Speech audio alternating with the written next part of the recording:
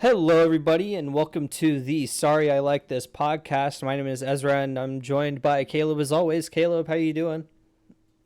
I'm alive! I live! It's back from the grave! I never thought this day would come! Not only did we get the Switch 2 for Rayman 2 remastered in their collection, we're getting the original! Woohoo! Yes, there was some. In case you haven't tell, Yeah, I'm in a good mood. I'm yeah, happy. yeah. That's pretty cool. Yeah. Yeah. I guess we know. I guess we know that I'm living in my better timeline as a Sonic fan, and your your mascot platformer is in the somewhere in the desert out It's there. been in the grave for like 15 years would have been generous. Probably close to 20 now at this point. So, Legends was like a well, 2015 game. I should say I rarely count Legends because it's a 2D platform. Okay, yeah, you're not counting I, I Origins and Legends. yeah, I understand. yeah. I understand. It's fun. They're fun. Don't get me wrong. I played both of them, but like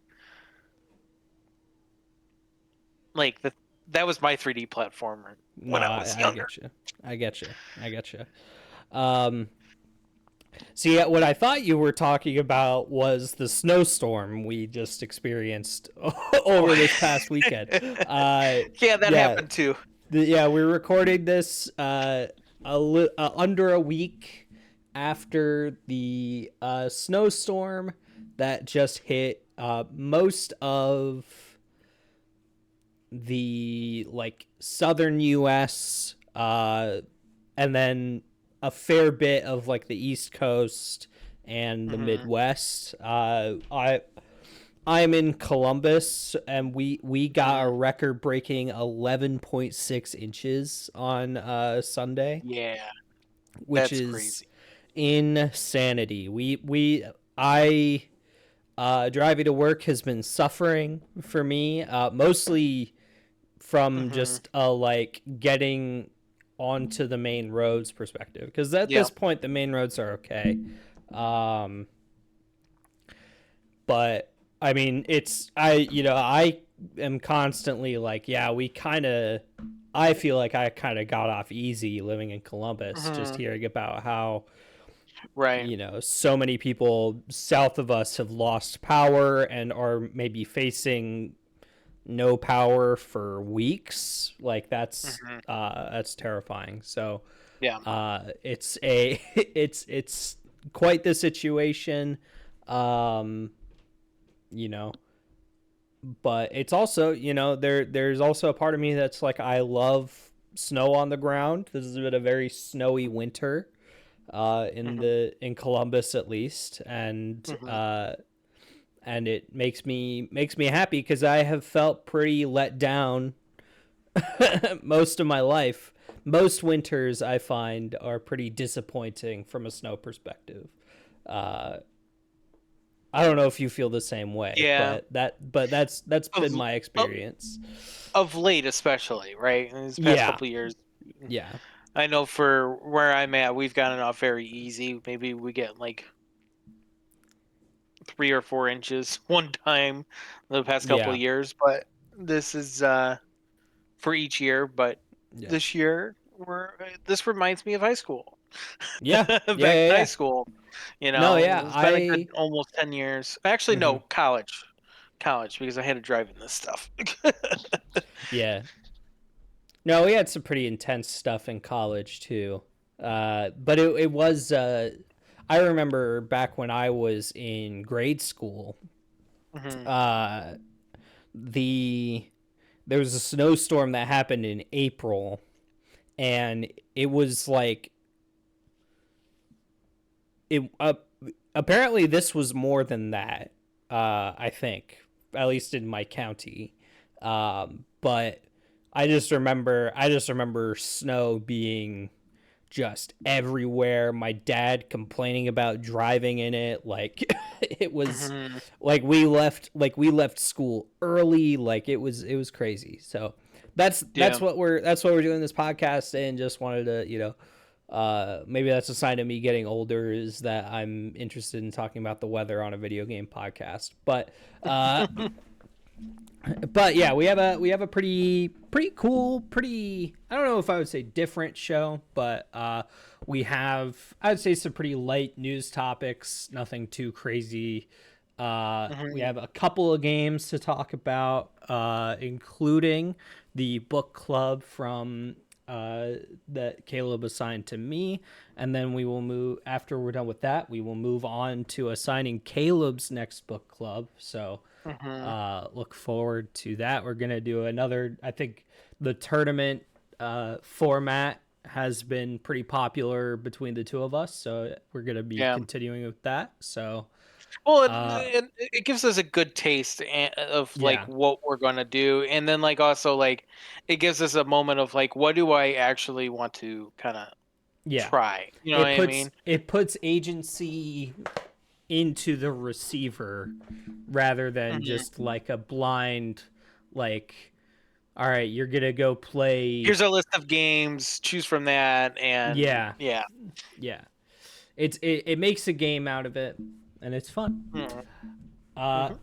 so yeah, starting out, so Ubisoft has not had the best few years. Hmm. uh, I really struggle to remember the last like great year it was for Ubisoft releases. Assassin's Creed Unity. I said it. I said it. I said it. That's one game. Well, that year also had uh Rogue as well. Oh, okay. So there was two Yeah. back to back. But Well, I and know that's a they, hot take, and I yeah, will die on that hill. um, well, and they abandoned their the Ubisoft. I don't remember what it was called, but the like smaller Formula. titles Oh. that they were making. This was more of a Mhm.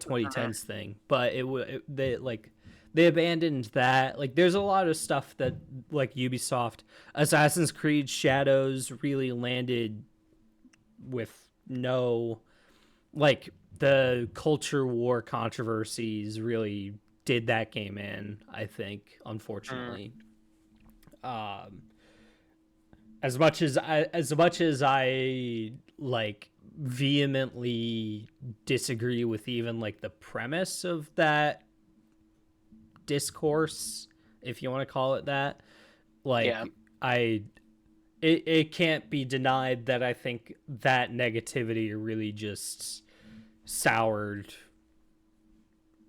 it soured people's opinion on a game that already seemed to be like middling at best. Well, they've had quite the like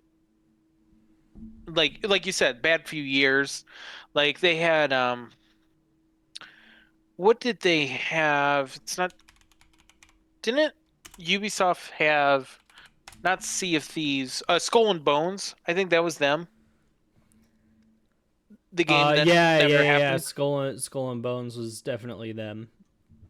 Just constantly getting delayed. Like, you know, outside of Assassin's Creed, they can't get anything going in the past 10 years as far as any other franchise. I mean, even I believe yeah, Far Cry's in that category of, you know, Far Cry 6 is was just received poorly. Yeah, Presumably a seventh one is coming, but like eh, they damaged that too. Like it's yeah, just like there's something going on in that studio that I mean, this is one of those things where like it needs an overhaul at the top. yep, But yeah, yeah. I'll And let you the break. yeah, well, and the I mean, I think there's kind of a double edged sword here, because prayers have kind of been answered, right? Mhm. Ubisoft has announced that they are reshuffling the company. I don't know the specifics, but there are, they're sort of dividing the teams up. They're dividing the creative, or maybe not. Like they're sort of dividing like the mission statements. Like they have like a live service corner of the company.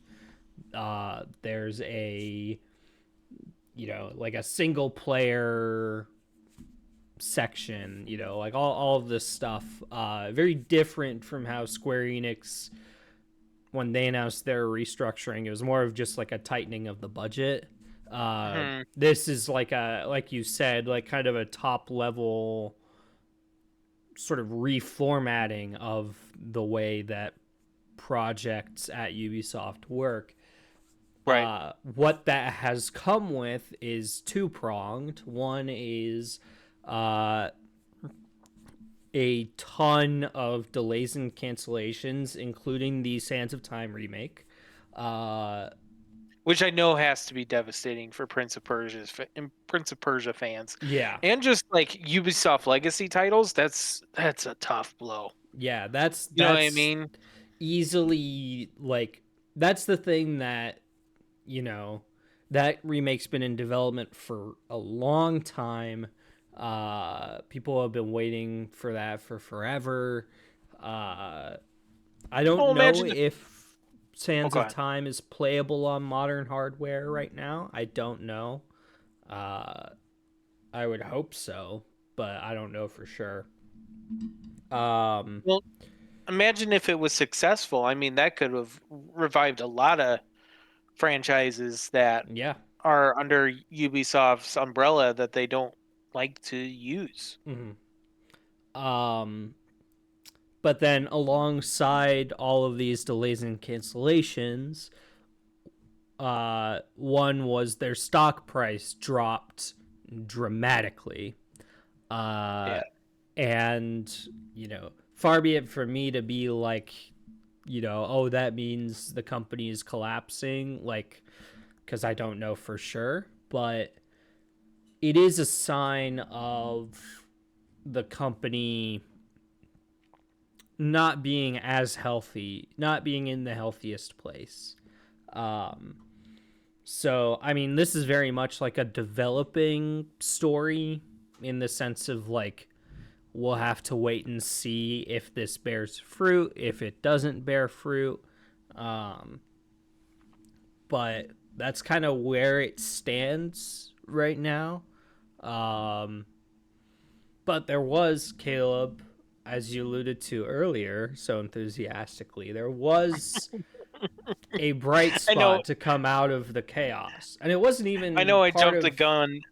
Sorry, part I'm of jumping. any press release, really. It was more of a it was a rating listing, I believe.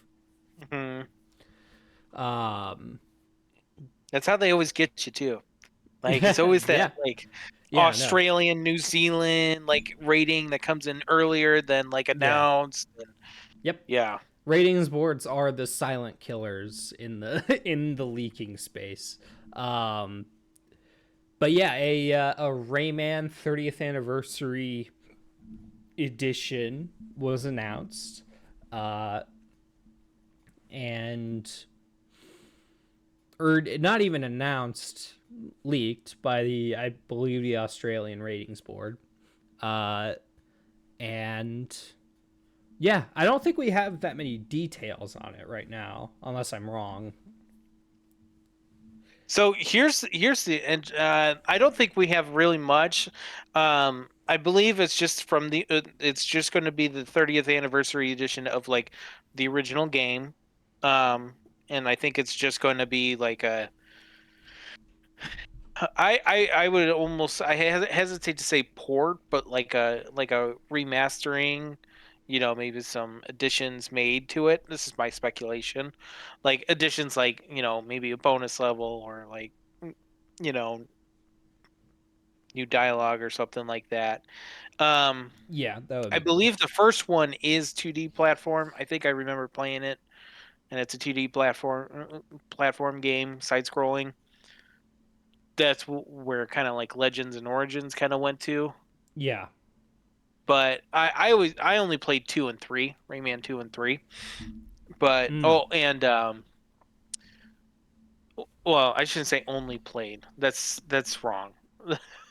I played every Rayman game except for the first one. I've played the first one like in passing. Like Oh, sure. somebody handed it on their Game Boy Advance and I played it on there. You know what I'm saying? Like Yeah, yeah, um but it from just like reading the Gamatsu article, I mean, it looks like they have 2 games in the yeah. works. Okay. There's the 30th anniversary, which I hope is more than just the first game. I doubt it, but I'm Yeah. hoping it's like a full collection, Mm-hmm. like the full main trilogy. Um, and Yeah. then they have they're going to be remaking. Uh, Gamatsu says they're going to be remaking Rayman Legends. So Oh, interesting. That I'd game be like, doesn't need a remake. I don't think so either. I think it performs fine. But would I pick it up? Yeah. I'm Fair. keeping. I want to single handedly keep this this IP alive no matter what. So like, I will keep Mm-hmm. throwing money at it, even though I fundamentally disagree about it being a 2D platform game. But that's just me. Um, but yeah, I I mean, this is the first bit of news that I've gotten on Rayman in a I can't even tell you. Like I can remember when, like I still know when Yeah. the last bit of news we got for the Elder Scrolls 6 is. I can't tell you the last bit of news, the last time I heard news on Rayman. Yeah. So No, I get you. ES6 fans, hold my beer, Hold okay? Caleb's beer. Yeah. Like you got some time, okay? Go enjoy your Fallout 76 while you can. Oof. I Wow. am just I would not man. curse anybody with that. Jeez. I am or your Starfield for that matter.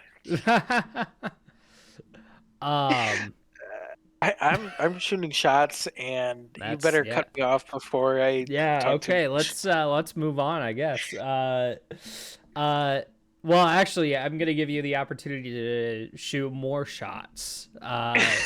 So Caleb,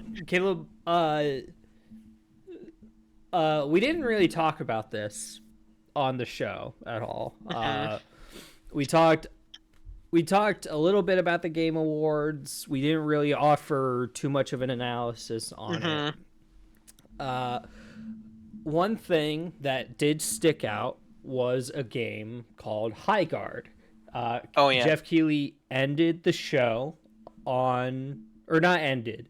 He ended the announcements. His one more thing was this game called High Guard.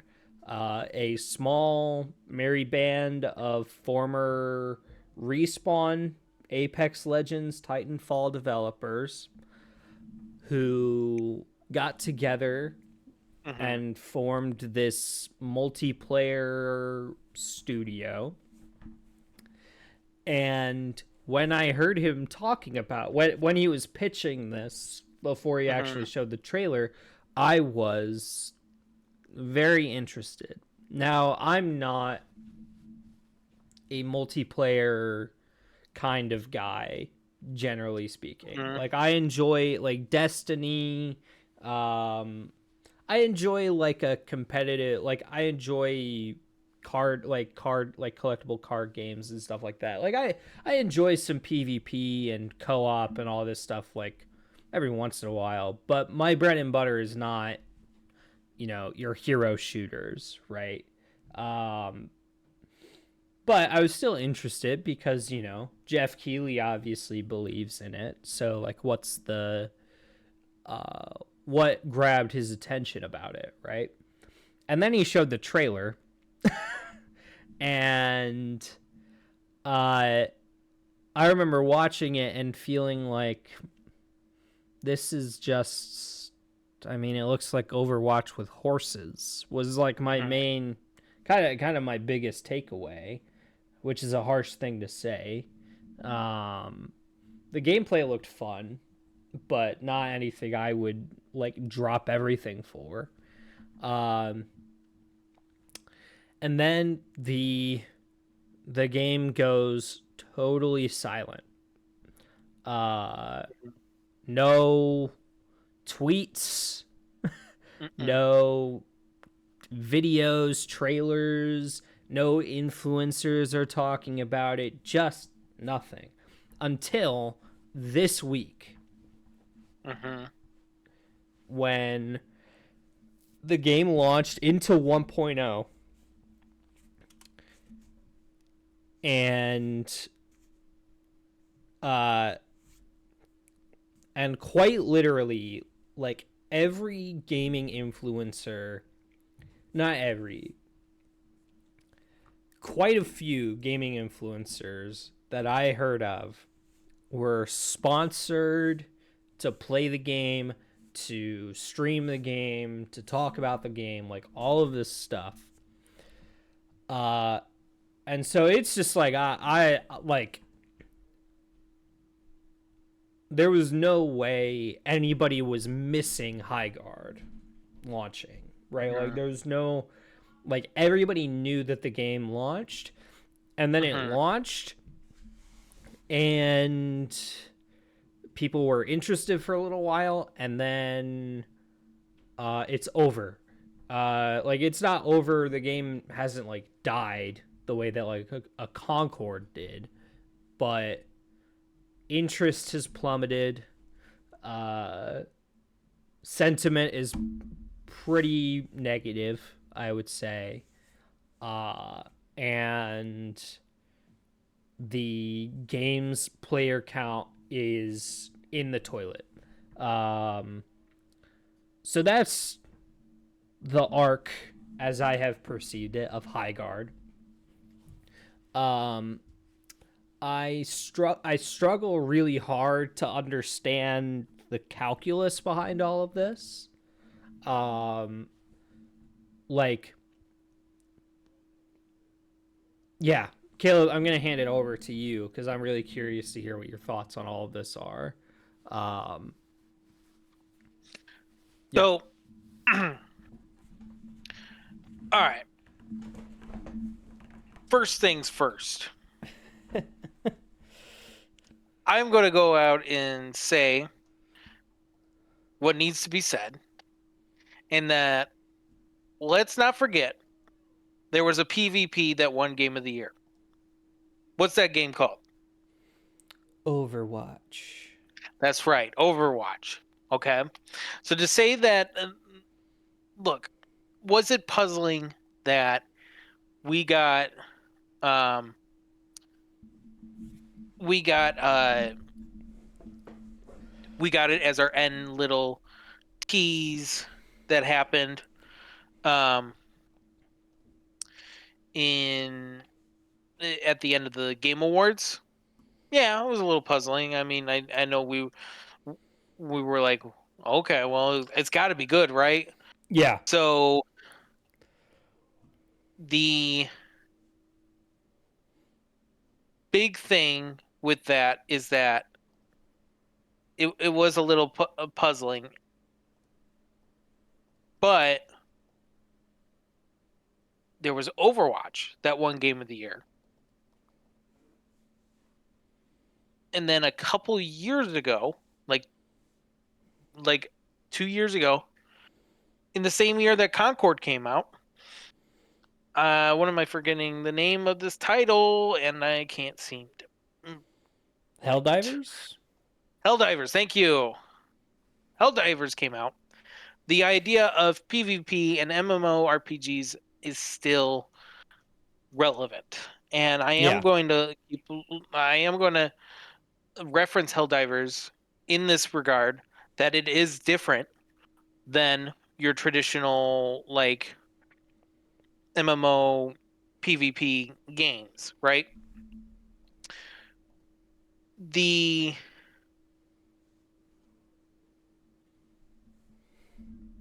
the game iGuard presents itself as a high fantasy PvP game. So by textbook, it's different. You know what I mean? It's different in the like a different approach to this genre, right? That Overwatch has Yeah. seemingly perfected, Yeah. right? Now, so from a last little stinger standpoint, I can understand that. But let's also go to the root of the issue here. And I'd be remiss to say that this podcast is called Sorry I Like This Podcast for a reason. Okay? And man, we are allowed to have our opinions on our games, right? And who better than Jeff Keighley to have an opinion on a game unapologetically? Yeah. Okay? Because I mean, the problem is when he gives his blessing on a game, it's usually of great quality. Yeah. But He man, knows his give this stuff. give this guy a break. He obviously loved it. Yeah. Do we need to put him like absolutely destroy him online, review bomb the game just because he gave his blessing on it? Like, granted, I know he He kind of glazed like it really hard. yeah, he glazed it pretty hard, and even in the like coming days to help tease it, he said in 48 hours all y'all will be wrong type of thing. Yeah. Yes. Yes, he did do that. But man, Like, yeah. give this guy a break, man. It's not even a show anymore. Like the show's over. He's Yeah. moved on to Summer Games Fest at this point. Like, yes, he gave his blessing, and he's probably still going to continue this blessing. And all I keep thinking of is this man sitting in a high guard lobby, waiting on a queue for somebody to show up because the servers are too empty. Like, support this guy. Support him. Support him. I mean, I don't Just know if at he least for needs. a week. I don't know if he. I don't know if he. I don't know if he needs our support, but I do think. Yeah. I mean, I think you make a good point. Yeah. There's a part of me that's mostly like puzzled, I guess. Like, because I think you're right. Like, I mean, I don't think you're right. I think I know you're right. Like, I know that like he is like I don't even know like I don't it's not it wasn't like malicious or anything like that. Like I think it was what I think baffles me is how you don't see the folly in all of this. And I understand the desire to prop up an independent studio trying to make a higher budget free to play multiplayer game. Like Mhm. I do get that, right? Because it's difficult. It's really it's really the kind of thing that is right now reserved for like the major publishers. Like it's very difficult to get any of this off the ground. So I understand the desire to make that to prop that up to give it that stage. Mhm. Um, I think the context of like that was the very first time anybody had seen it. Uh, there was a very short time between announcement and launch. So expectations were sky high for launch in a way maybe they wouldn't have been if they had delayed or launched at a later date or whatever. Um so yeah, I really struggle. Like obviously Keeley gets some grace because I think he's ultimately like a force for Mhm. good in this industry, right? Like without him, Summer is nothing anymore, right? Because E3 died. Um so yeah, I really struggle with, again, with the folly, right? Just with like the Mhm. like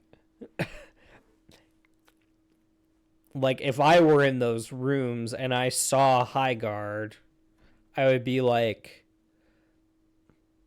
it doesn't look bad, right? It doesn't look horrible, but it doesn't Mhm. look special, right? And that's the thing that I think is getting mixed up in all of this. Is like regardless of any negative perception or any, it should have been a 6v6 rather than a Right. 3v3, or regardless of all of that, the fact of the matter remains that it looks very similar to stuff that we've already gotten before, Mhm. and it's from an unproven team. Like their track record means absolutely nothing, right? Their Right. track like the track record of the individual developers, like I'm sure they're all talented, but it's not a matter of who they used to work for. It's a matter of of what they can develop now. And so it's just like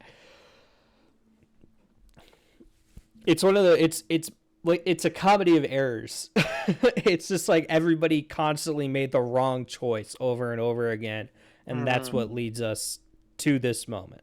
Now, am I saying that High Guard is doomed? No, and I hope it turns itself around. I hope it becomes a competent live service that proves the indie space can grow beyond just your single players, like it, that proves that Claire Obscure isn't the absolute height of what the indie space can be from a scope standpoint.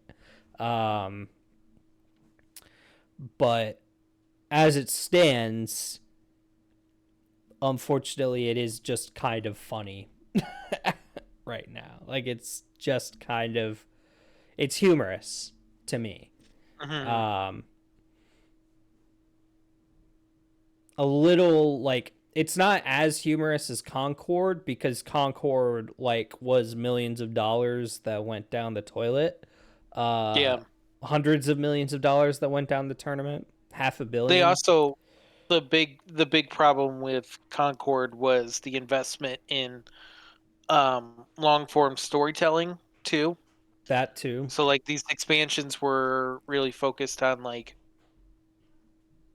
you know, keeping these voice actors, and like, it was just kind of like they had a lot more investment in like additional content versus Yeah. actual gameplay. I don't know. Yeah. I don't know No, where I I was get you. going with that point, so I'm just Well, gonna it's just backtrack on it's that one. just a like it's the yeah, it's just like Concord will go, is the like turning point on live Mhm. service, right? It Yep. doesn't mean that live service and like gotcha and all this stuff is going away. It just is like it's the it proves that the model doesn't automatically work in a way that hadn't been proven before. Mhm. And so, like, hopefully Sony and all these companies approach after Concord, hopefully they learned that hard lesson and learned it well. Yeah. High Guard is a very different story. Again, it's more of a comedy of errors of like there's Yeah. not something necessarily bad here. It's just that like what there's a disconnect, a dissonance between what is being said about it and what is being and what the thing actually is. Um so yeah, this is another one where it's like, hopefully in a few months I'm looking back and I'm eating my words and I'm like, oh, hey, yeah, this was all some master plan to make, to revolutionize multiplayer video games and how foolish I was for not seeing it. Like, hopefully, Yeah. but somehow I doubt it. So, best of luck to High Guard. Caleb, did you have anything else you wanted to say before we move on? Now I can't I can't say that like to the quality of the game other than my impression of the trailer at the Game Awards. I haven't played the game. Do I expect it to be good? No. Didn't expect it to be good 48 hours ago. But like before it launched, no. I didn't expect that. But I will say, and I'll harken back to this point, Jeff Keighley's track record far outweighs any passion project that he likes that the majority public doesn't like. Yeah. Because I really can't think of any other example off the top of my head that the majority of the public did not like. There may be some games that I don't agree with Jeff Keighley on why he loves it so much, but the general public loves it a lot. You know what I mean? Like there's a couple there, but like Yeah. my point is this is like a rarity in and of its own. It'd be different if this was like his third or fourth time doing this, right? Yeah. So until we get to that point, let the man sit in the empty lobby. Just Leave him give him alone. some peace. Yeah. Yeah. Yeah. No, I get you. All right. Well, on to greener pastures, shall we? Uh, Yes. No more so rants. Caleb, harkening back to the Game Awards, they Sandfall Interactive blessed us with a free Mm-hmm. DLC update to Clair Obscura Expedition 33. We have both played it. Yep. Uh, Full spoilers ahead. Um, I so full disclosure, I haven't actually beaten Oskio yet. Uh, Oh, really? I watched the cutscene for after you beat him. Mm-hmm. Um, but I don't know, something about that boss. I just like I was trying to play it, and I was just like, I am just not in the rhythm for this. Mm-hmm. Like It's a little gimmicky. it's a little gimmicky. I mean, it's one of those things where it's like you return to a game after months for a DLC update or something like that. Mm-hmm.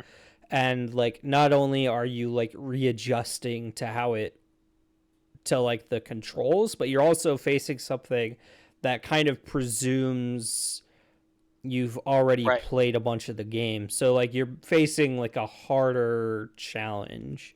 So Mm-hmm. I don't really hold it against the boss that I wasn't like feeling it, but I wasn't feeling it. Um so yeah, I mean, I'm afraid for my part, like in terms of the larger DLC, there's not much for me to say. Like I think Mm-hmm. there's not like a lot of story. I think Mm-hmm. the addition, I think Verso's drafts is a really cool area. I think it stretches the art Mm-hmm. style in a really cool way. Mm-hmm. Um, I think um the little like mini narrative of this was like a fun pastime for Verso, uh where he got to like live out the like child Verso got to live out this like fun classic Final Fantasy-esque uh story, right, against this villain that he crafted. Mm-hmm. um I think that's all fun. Obviously the music is transcendent. The Osseo Mm-hmm. boss fight especially is just like inject that into my veins. So yeah, Caleb, I'm interested to hear what you have to say about it. Um, so I'm not going to criticize the DLC because I think any kind of criticisms, like I'm not going to heavily criticize, all right? If that makes sense, because if I have any critiques, I feel like it's null and void because this is like a free DLC. Sure. So, um, with that said, I did the Versos draft portion and everything, but like you, Ezra, there was a point in which I had the same feeling when I got to the Endless Tower and started doing those super bosses Yeah. of like the Lampmaster again, the Duelistas, Yeah. Simon's back, like Yeah, uh, basically data fights if you've ever played the Kingdom Hearts 2 end game right, and 3 DLC. and like, Basically upgraded versions of fights that are already in the game. and there's a part of me that was like exhausted because there was already like upgraded fights of those original bosses within the end game and like post game content already. Simon excluded Simon and because he's Clea excluded, right, but yeah. Yeah. but like Lampmaster and the Duelist fight, like Yeah. there's multiple versions of that fight Mhm. throughout the game. So Yeah. seeing especially those two pop up again, like I was just like and they're like, I don't want to say impossible, but like up to a point where like I do not have the energy to spend multiple weeks on end just trying to master these fights. Like Yeah. it would have been different had I just beaten the game, like you said. But like since I'm like a year out, I'm kind of rusty at this point. That was like the point in which I'm like, all right, I'm done, right? But so again, that's not a like specific criticism per se. It's a critique, but it's like not enough to be like, oh, this DLC, is not that Yeah. great. Why would they do this? Uh-huh. It's it's not that type of thing, right? So I wanted to kind of push that out of the way. Um, that said, Verso's drafts portion, I echo a lot of your points. And, I remember playing when I played the Verso drafts, literally I found myself lost. I know when we played, like when I Yeah, played yeah, yeah. with you present, like I like played in the first hour of that Yeah. area, and I had a great time then, and but I did put it up for the night. But I think it was just more out of just like it was. It was 1 a.m. We did a lot that yeah, it was 1 a.m. We did a lot that day, so it was like all right, I got to throw in the Yeah. towel. I know this is going to be a while. But when I picked it up the second time, I had forgotten how easy it is to get lost in this world, which is kind of like Sure. the whole meta aspect of Yeah. the game itself of getting lost in the canvas. But like I had forgotten that feeling, and I had gone through that entirety. Like I did like another 3 hours in a night where I probably shouldn't have been playing for 3 hours, like type of thing, 3 to 4 hours. Like I was just Yeah. like I was I was having so much fun. Like the jest rolls are great in that. Like Hmm. the whole side content, just the fun little fights that happen. Like it's just the there's a spot where I don't know if you saw, I don't know if you caught this, but like there's like a little parkour segment within the Versos drafts that like is not said. You have to like. Oh, I wonder really? if I I can climb. didn't see that. Yeah, there's a moment where I wonder if I can climb up that, and you just keep climbing. It's it's the ABC blocks, Mm. Okay. and it Okay. leads you to it's like it leads you to like a cake, and it says thank you or whatever. It's pretty Mm. cool. And then you get stuck in like you get surprise attacked by a fight, and it's actually pretty tough. But it was the that DLC. I just it was fun. The rewards were fun, and that's the only thing about the like the uh endless tower bit that I'm kind of bummed about is like I won't get the rewards from it if I want to do a second play. Like if I want to do Sure. another playthrough, like Sure. with New Game Plus, I would like to have those rewards, but I don't have the energy for that. Yeah. No, I get you. Yeah. I mean, I wanna return to the endless tower fights a little bit. Yeah. I haven't in my own game. I haven't really investigated any of that. But I've seen them. I've seen the fights. I will say they did add to, I think, everybody but the duelist, because he already had one.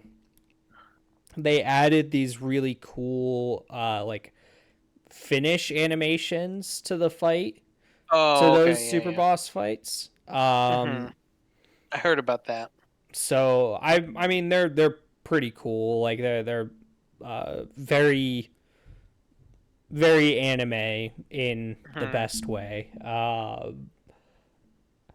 But yeah, I mean I think Simon, upgraded Simon is a really good example of like a super boss that feels like it kind of forgets the mission statement of the combat system. Hmm. Because it's like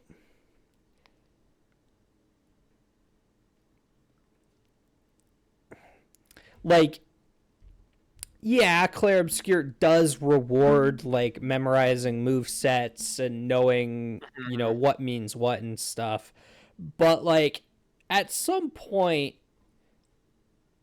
like I look at what they did with Simon and I'm like, that's basically just a rhythm game at this point. Like you're basically just playing a Hmm. rhythm game, and like it's weird because like yeah, the music's amazing, but the rhythm game part of it is not like it's not a rhythm game. Yeah. It's a JRPG that has Sekiro parrying in it and Mario and Luigi jumps. Like it's not Mm-hmm. um you know, like a super boss to me, like, you know, Yozora, who I think is probably my favorite super boss in any video game ever. Um, Mm-hmm. I'd have to think about that a little bit, but you know, Yozora is, you know, does he break a few rules? Yeah, but he doesn't challenge you in any way that previous fights haven't already challenged you. It's a Mm-hmm. matter of reacting and pattern recognition is what that fight boils Right. down to. And uh and that doesn't make it any less challenging. But it does fit inside of the framework that is a Kingdom Hearts boss fight. Um Claire Obscure, I think like to me those endless tower fights, like from a production standpoint, really cool. Like I think they're like I've always loved, for instance, the Clea boss fight. Just because like the amount of like Nevrons that are on screen and Mm-hmm. like the variety in her attacks, like I love that stuff. I think that stuff's really cool. I think like the upgraded duelist, like those combos, I don't know if you've seen them, Caleb, are like insane.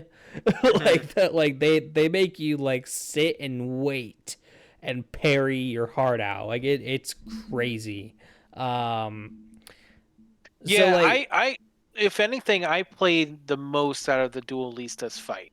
yeah. And I feel confident that I could have beat that one, but I was just like, at that point, I was like, um, but yeah, I it feels like it's kind of it's a little bit like how I felt with Elden Ring Shadow of the Erd Tree Mhm.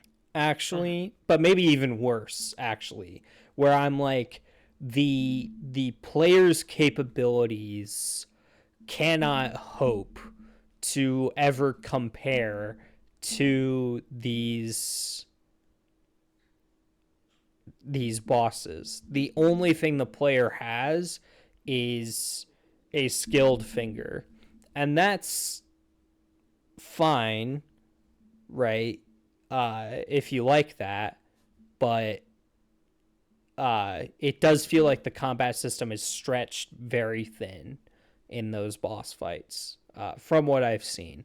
So, uh, I don't know. I'm like Sandfall is smarter than me, obviously. Like I love Claire Obscure's combat system. Don't get me wrong. Mhm. I just think I think it's one of those things where uh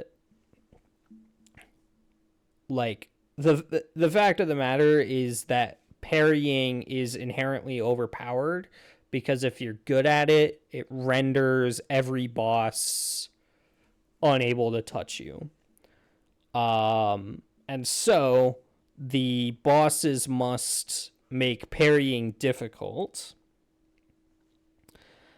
But parrying being difficult makes the strategic elements feel underutilized.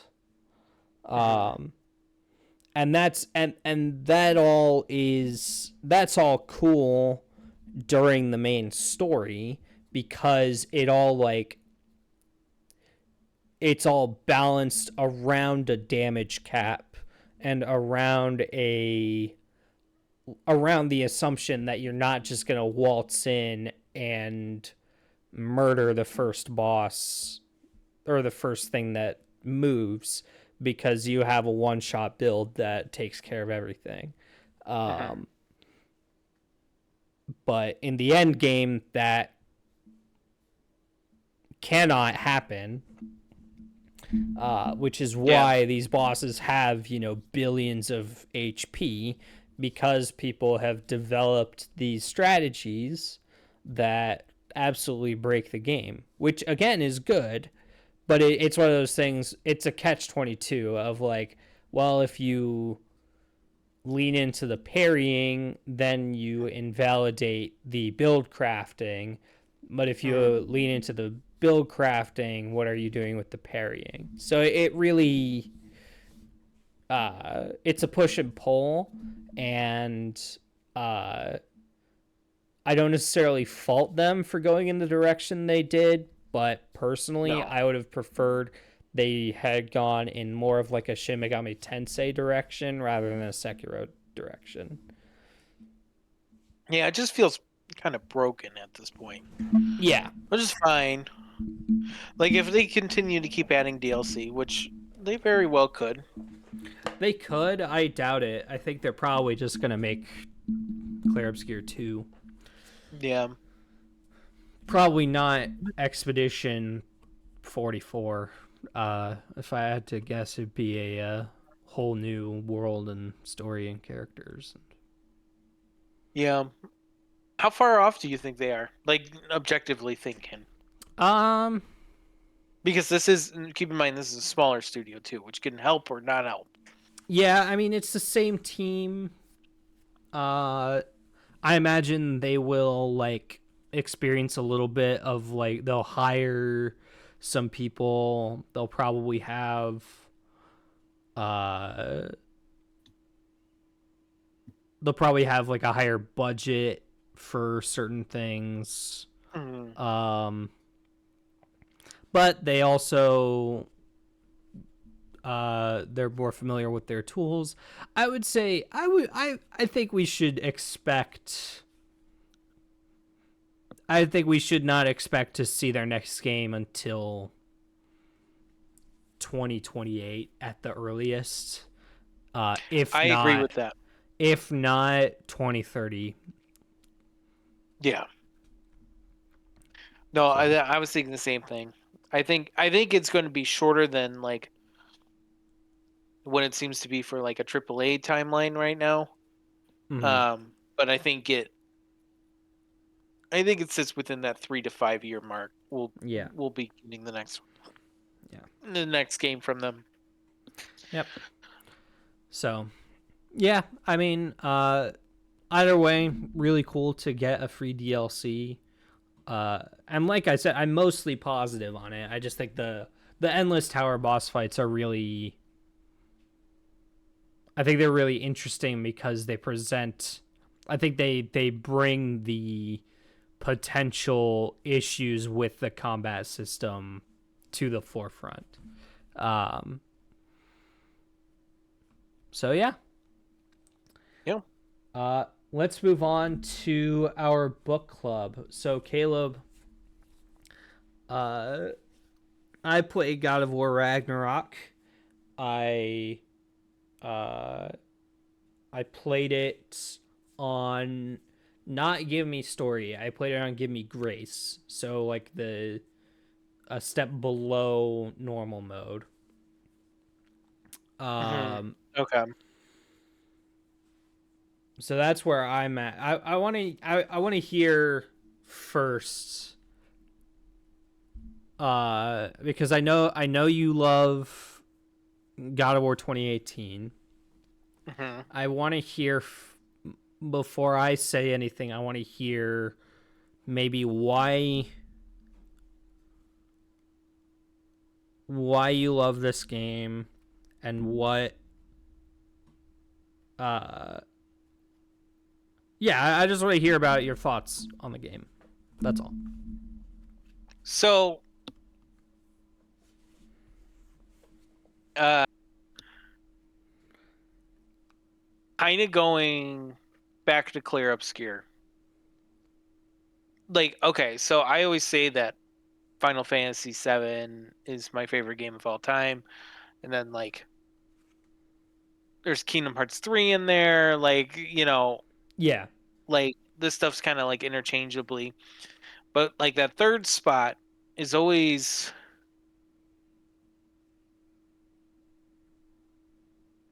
was definitive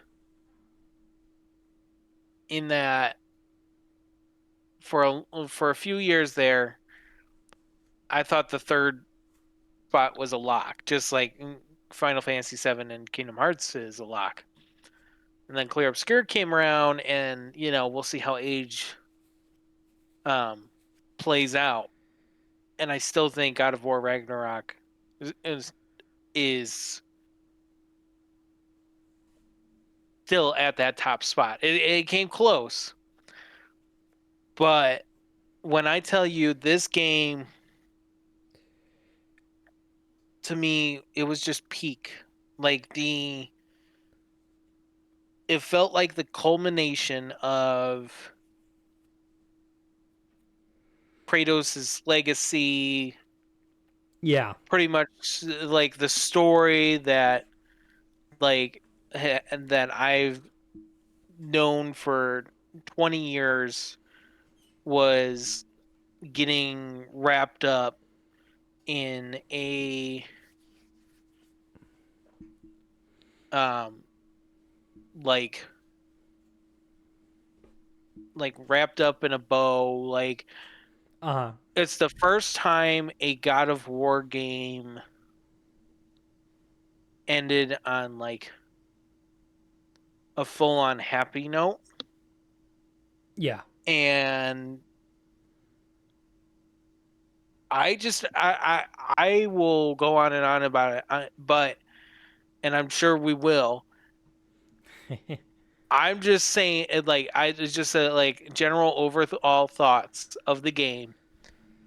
It is easily a 20 out of 10 game. Like it's it's amazing. There's no other way to put it. Yeah. The combat's great. Like I it I'll go on. I won't shut up about it. So I'm um more interested to hear what you think about it. yeah. So I think about maybe a little under a year now, maybe a little I over a year. I don't remember actually. want to say it Uh was over a year. I played God of War 2018, and I came away like I understood why you loved it, and there's a lot to like about that game. I came away a little bit more tepid. Uh I with Ragnarok, I want to share my misgivings first, because I think they are smaller in the grand scheme. So the first thing Yeah. I want to say is I think the combat is an improvement over 2018's. I really Mhm. like the spear, the drop near spear. Um, Mhm. but I still am like the core of the combat really just doesn't agree with me. There's something about like the way Kratos moves that kind of like it feels like this sort of weird mesh of the like souls like and the more like fast paced action, but Mhm. then it's also in this sort of um like uncharted esque territory. um so I don't know, like it just that's more of a personal thing because I think the Mhm. combat, it's perfectly like functional, and it absolutely has like moments where it shines. But Mhm. I for me it was not a it didn't like change my mind from how I felt with 2018. I think it improved on elements that it improved on, but didn't Mhm. like the core is still there, and I do really think that like no matter how much Mimir or Atreus say, hey, look out, look on your left, like I like an enemy attacking me Oh yeah. from off screen always feels bad. So that's kind of my that's the last thing I'll say about the combat. Um, I think I also will say that I think the world design is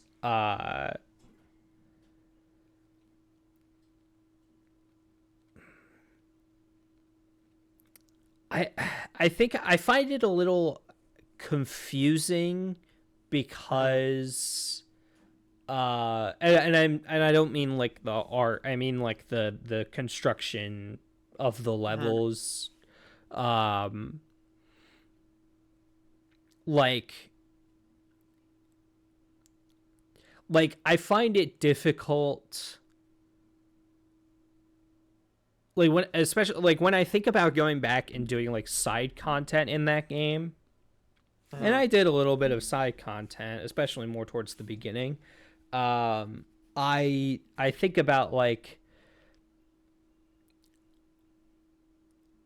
there kind of is fast travel at the portals, but there's Oh also yeah. not. uh and um the levels themselves, like when you're playing the campaign and discovering them, it's fun, but then like going back and moving through them feels more like a chore. um and it's not like a vast open world, it's more like a series Mhm. of hallways. Has a bad connotation, but that's Right. sort of more what it is. But then there are these like bigger areas with either the sled or um the rowboat. um Mhm. so that's another thing where it's one of those things where if the game had maybe some better ways of moving around the world, uh maybe even just like a cooler dash, I don't know, like something that made it feel less like I'm kind of trudging towards my destination, and more like, oh, I'm having fun and I'm moving around and all this stuff. Like, Mhm. um, so those are my main two criticisms. Um, you'll notice they are mostly a gameplay focused, uh, Mhm. focused on the gameplay, and I think uh, that's for good reason, because everything to do with the visuals, I mean, the visuals are outstanding. I really, really like this version of uh, Norse mythology. Mhm. I really like this interpretation. Not that I'm a super big expert. Right. I like what they were willing to kind of compromise with the MCU on. Like, because what you Yeah. don't want to do is be like it's really easy, I think, to look at the MCU and want to do like exactly the opposite. And in a lot of Yeah. ways, like, yes, they did, like, absolutely, like Mhm. they didn't like fall in step with the MCU, but they did, like, No. they were like, okay, like Mjolnir's gonna work in a similar way. Yeah. Um they weren't like they didn't like shy away from some of that stuff, which I Yeah. appreciated. Um, I I really think I mean, from a like intelligent narrative perspective, I mean, there are few games that do it quite the way Santa Monica has managed to do it in the Norse God of War Hmm. games. Um, and I'll talk a little bit more about that.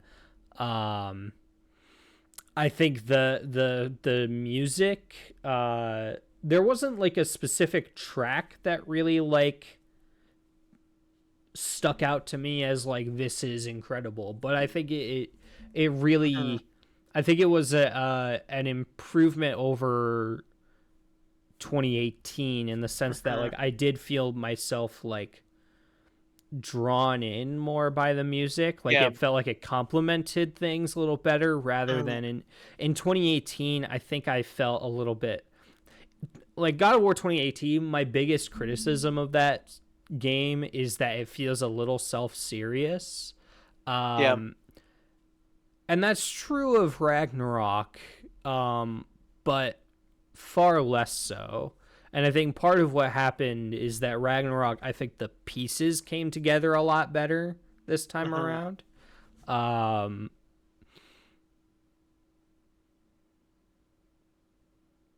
so yeah, and I will say I think the like puzzle adventure elements were toned down a hair Hmm. in Ragnarok. Um, which I think is ultimately for the best because I think uh the Norse God of War games, the puzzle elements have felt a little clunkily handled. Um but I think there were some like genuinely clever ideas in there, especially to do with the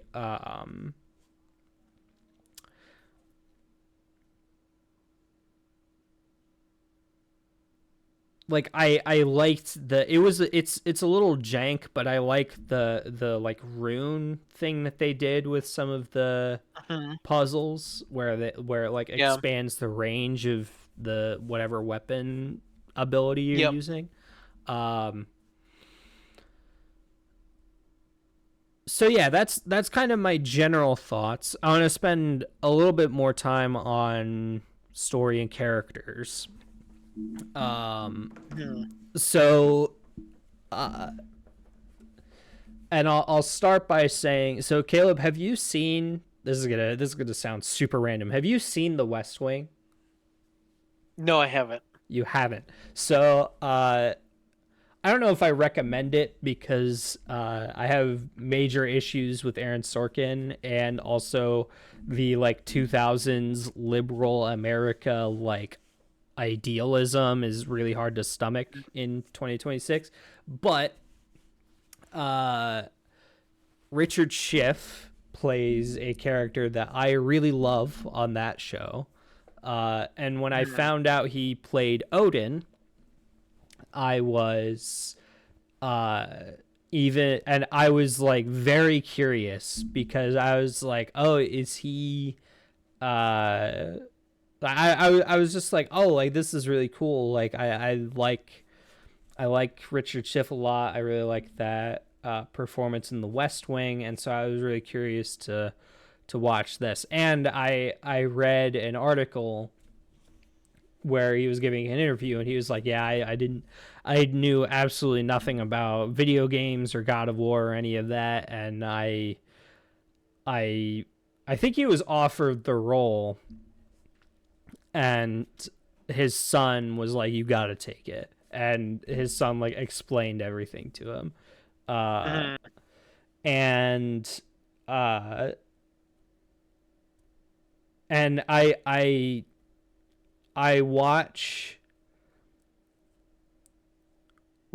I watch God of War Ragnarok and I see Richard Schiff as Odin, and I'm just like, oh yeah, they wrote this character for Richard Schiff. Like what? Hmm. Like the writers are big fans of either The West Wing or The Good Doctor. It's one of those two. Um, but yeah, I wanted to say that like I big fan of Richard Schiff, and his performance as Odin was spectacular. I mean, obviously, Christopher Judge as Kratos is just like mwah, chef's kiss. Mhm. Uh, Sonny Soldic as Atreus. Uh, Mhm. I mean, man, like uh, talk about He like killed it this time. that's a character that like God of War 2018, he's very much like a little kid, and so you kind of forgive him being annoying. I think it would have been really easy to make Atreus an annoying teenager, and I think everybody would have Yeah. hated him. So I think they did a really good job of like threading that needle with Atreus, and yeah, again, yeah, like you said, he absolutely killed it. Um, all of the performance, I mean every performance in this game top to bottom is absolutely Mhm. incredible. um the arc of yeah, like so God of War 2018 very much, god of dad or dad of gods, whatever you Mhm. want to say, like it's very much just like dad and son, teaching the boy, learning how to teach the boy to be a man, like that kind of Mhm. vibe, very much the dads of us, if you want to say. um the and I think it really works, right? It really, um it reinvents Kratos' character, right? I haven't played the original God of War trilogy, but reinvents that character in a lot of ways. Uh, it is just a very effective father-son story. Yeah. Ragnarok, in comparison, is quite a lot bigger, quite a lot Mhm. grander in scale. Uh, like I do think that like God of War 2018 is a little bit on the like restrained side. It Um Yeah, without a doubt. I mean, if you look at the entire series, each game is like a massive event type of yeah. thing. And then there's God of War 2018, which is like you said, like a real big like reimagining, like more character driven, like Yeah. version of the character that like Ragnarok kind of does a little bit of a happy marriage of it. Yeah. So, Um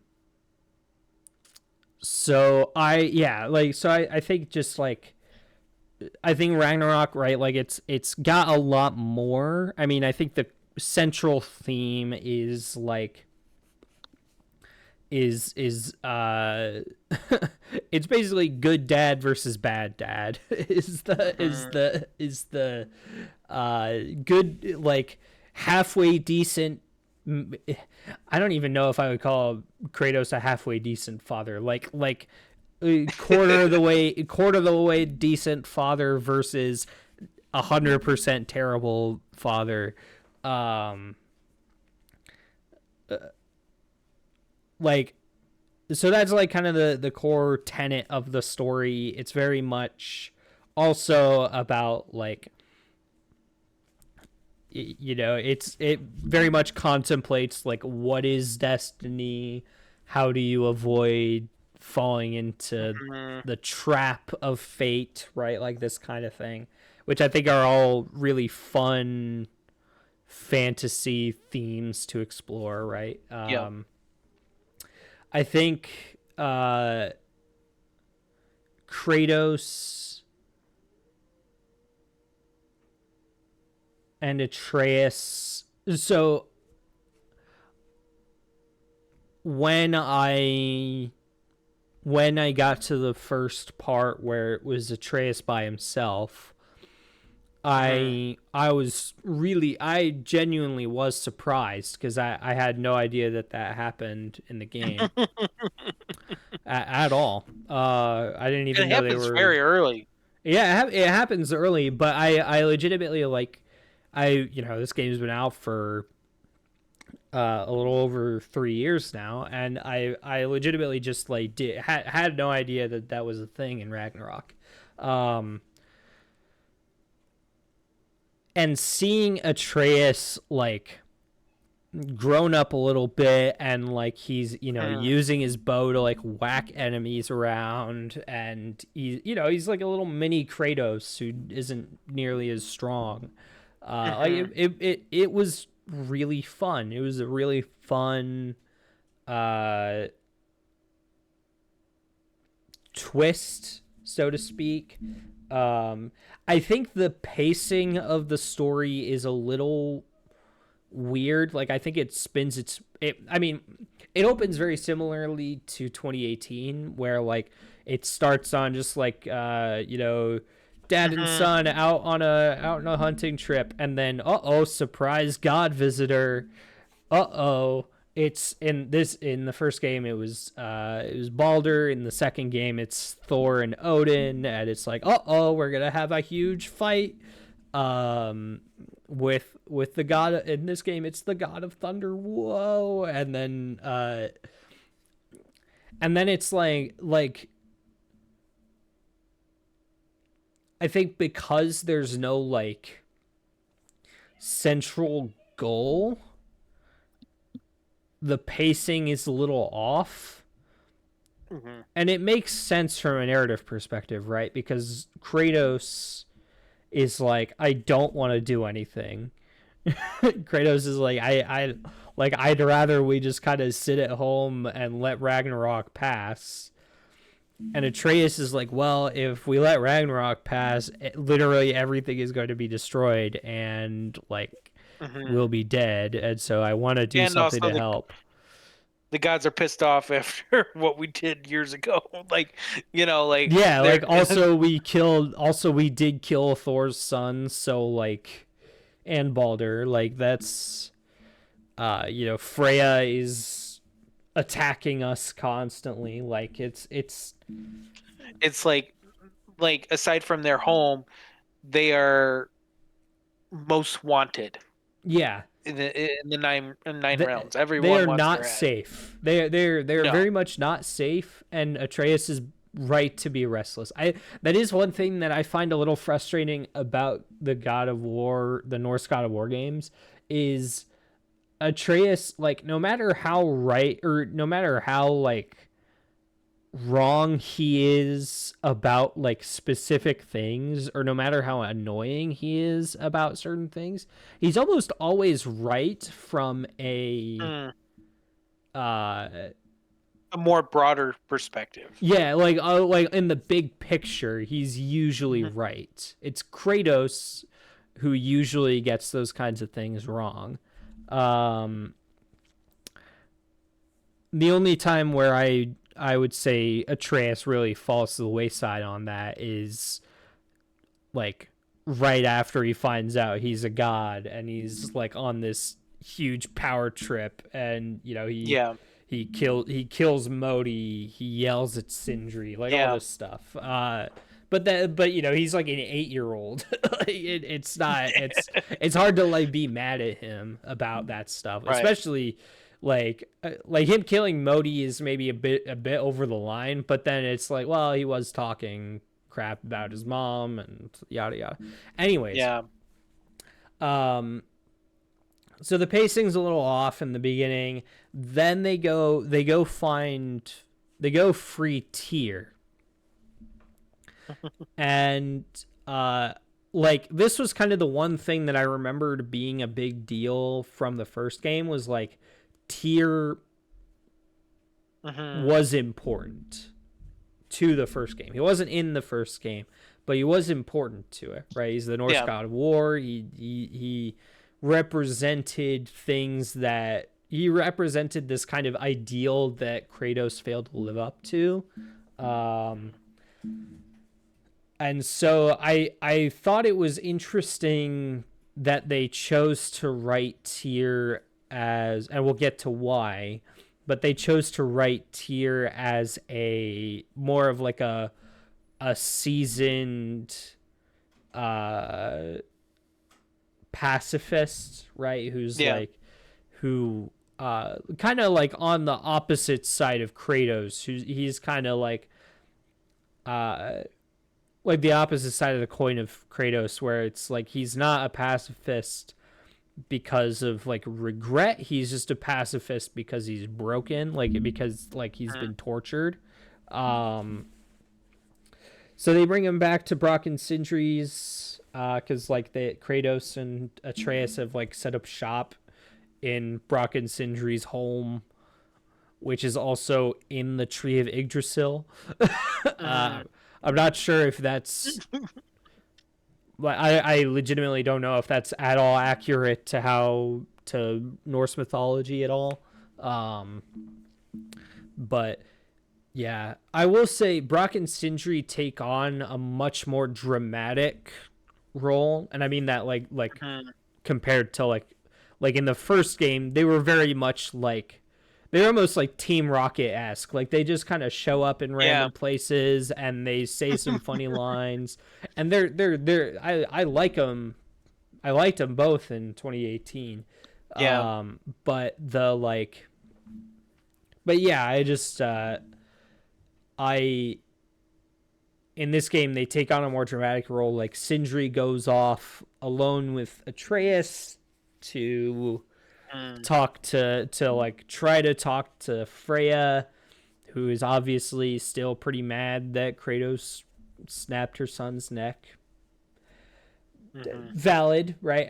I think Kratos doesn't disagree with me. It was a valid. It was No. She's valid. She's valid for that. So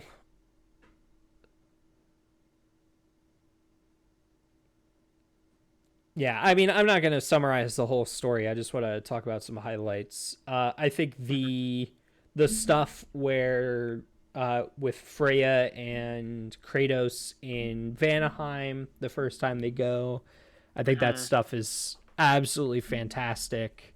I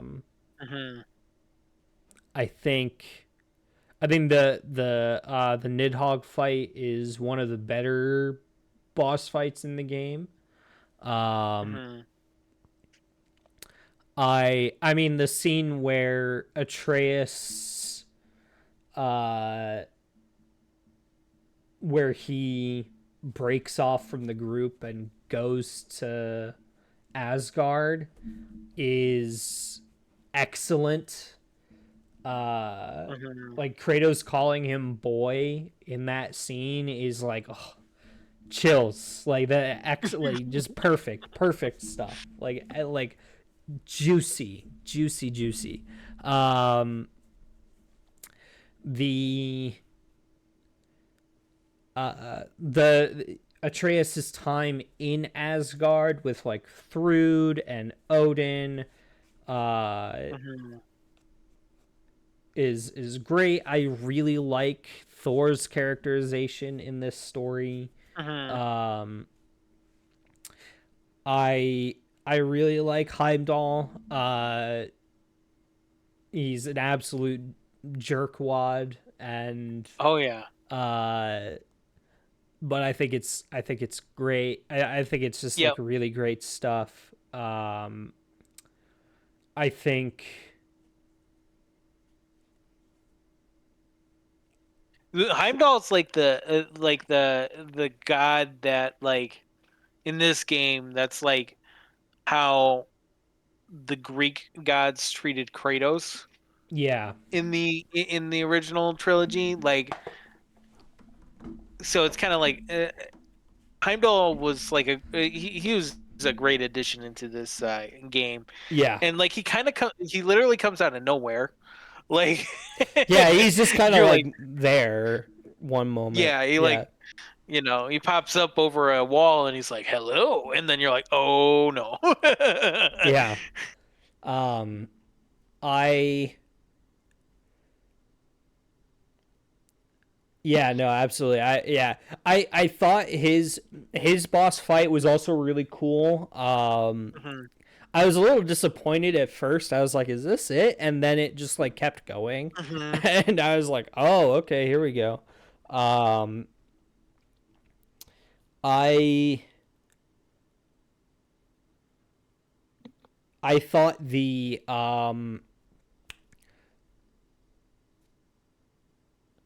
I will say I did think the stuff. No, that's not what I want to say first. What I want to say first is the Garm fight was awesome. The stuff mhm. after that, where Kratos and Atreus reconcile, was like, oh man, like the like that stuff is like what these games are so good at, Mhm. is this like dramatic setup payoff. Mhm. um like I think there's something to be said for the fact that, like, for the most part, what they did was they went around and just cast a bunch of like TV actors to play all Mhm. their characters. And I think, to me, it really speaks to like how talented a lot of these people are, that like Mhm. they just like they write, direct, act these scenes so Yep. well. uh I cannot get enough of Kratos and Atreus talking to each other. Like, it's some of the best stuff in video games. Mhm. um yeah. I Now, that said, I think the stuff with Surtur is a little Mhm. rushed and underdeveloped. I can agree with that.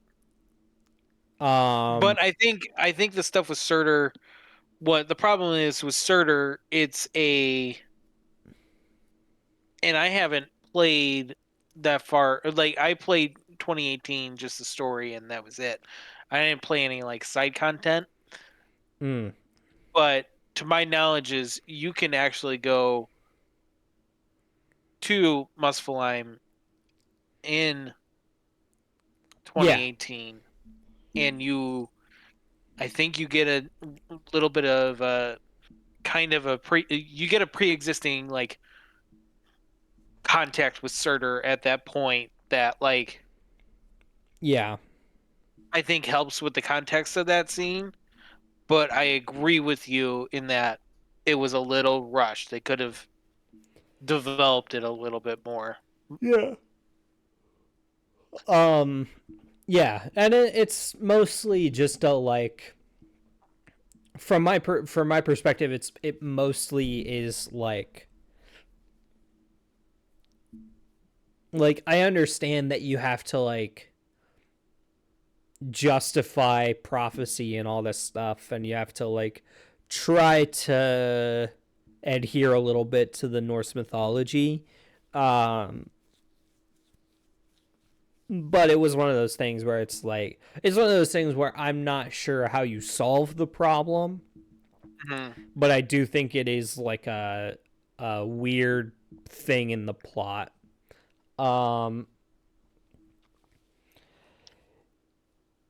yeah, I think there's something to be said. I have two two criticisms of the Mhm. narrative that I want to get to before I continue glazing it. Uh, One of them is, I think the mask is interesting. Um, Yeah. I'm disappointed that they didn't at least try to give context as to like what it actually was and what the Yeah. Terran reality actually was. Mhm. Um I understand like narratively refusing it is far more powerful than accepting it. Like it makes sense why.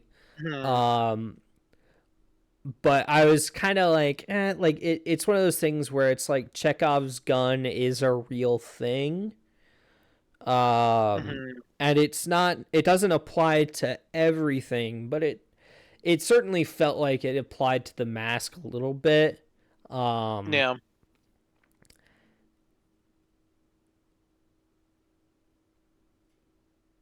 my theory, and this is just a theory, is that the mask is a hint at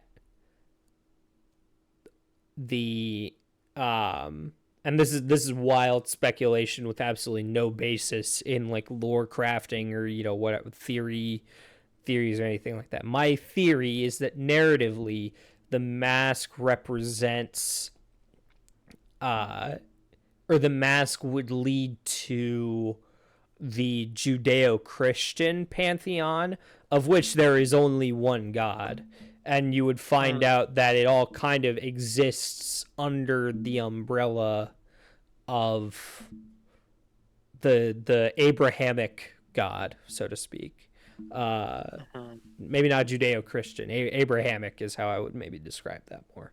Uh, Mhm. that's my theory. Again, it's mostly just like I think it would explain how how like the Greek gods and the Norse gods could all exist in the same universe and stuff. But Yeah. again, that's just a theory. I doubt it will ever be confirmed in my lifetime. Um, my second criticism is more tangible, and it's that the boss fight with Odin is great from a narrative standpoint, but it lacks the spectacle and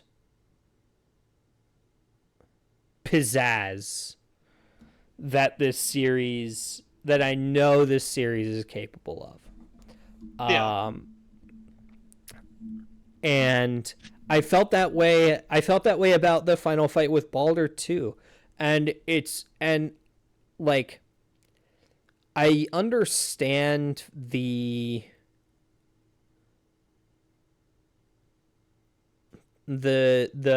developers restraint, right? Like this is supposed to be a more thoughtful, more, this is a bad word, but more mature take on God of War, right? Like we're not reveling in the violence and the depravity of Kratos in this game. That's not like what we're here to do. Like I get that. At the same time, like I don't know, man, like you're taking down the Allfather. Like I want it to look really really cool when you do that. Like show me something cool. Make Odin cool. Uh Yeah. like I could agree with that. I feel the same way. I give it more of a pass just because the entirety of the third act was such a spectacle itself sure. that like especially with the Thor fight, then like I give it a pass, but I agree with you. But Yeah. I also understand the narrative choice to do that too. So it's kind of like Yeah. Yeah, I'm like very 50-50 on it. yeah, it's hard to criticize too much because I understand like you don't want to make Odin this like all-powerful being, Hmm. right? Or like you don't want to make him like so cool that that like his narrative presence is diminished, like that his like actions as the like master manipulator are diminished. um so yeah, I understand why they did what they did, but it was one of those things where it's like you want a finale to really like punch you in the face a little bit with just like how awesome it is. And it didn't quite do that. Um Now what I will say, what did punch me in the face, Caleb, was Tyr turning out to be Odin in disguise the entire time, and uh and stabbing Brock. I literally like sat up in my chair and I was like, "What?" Um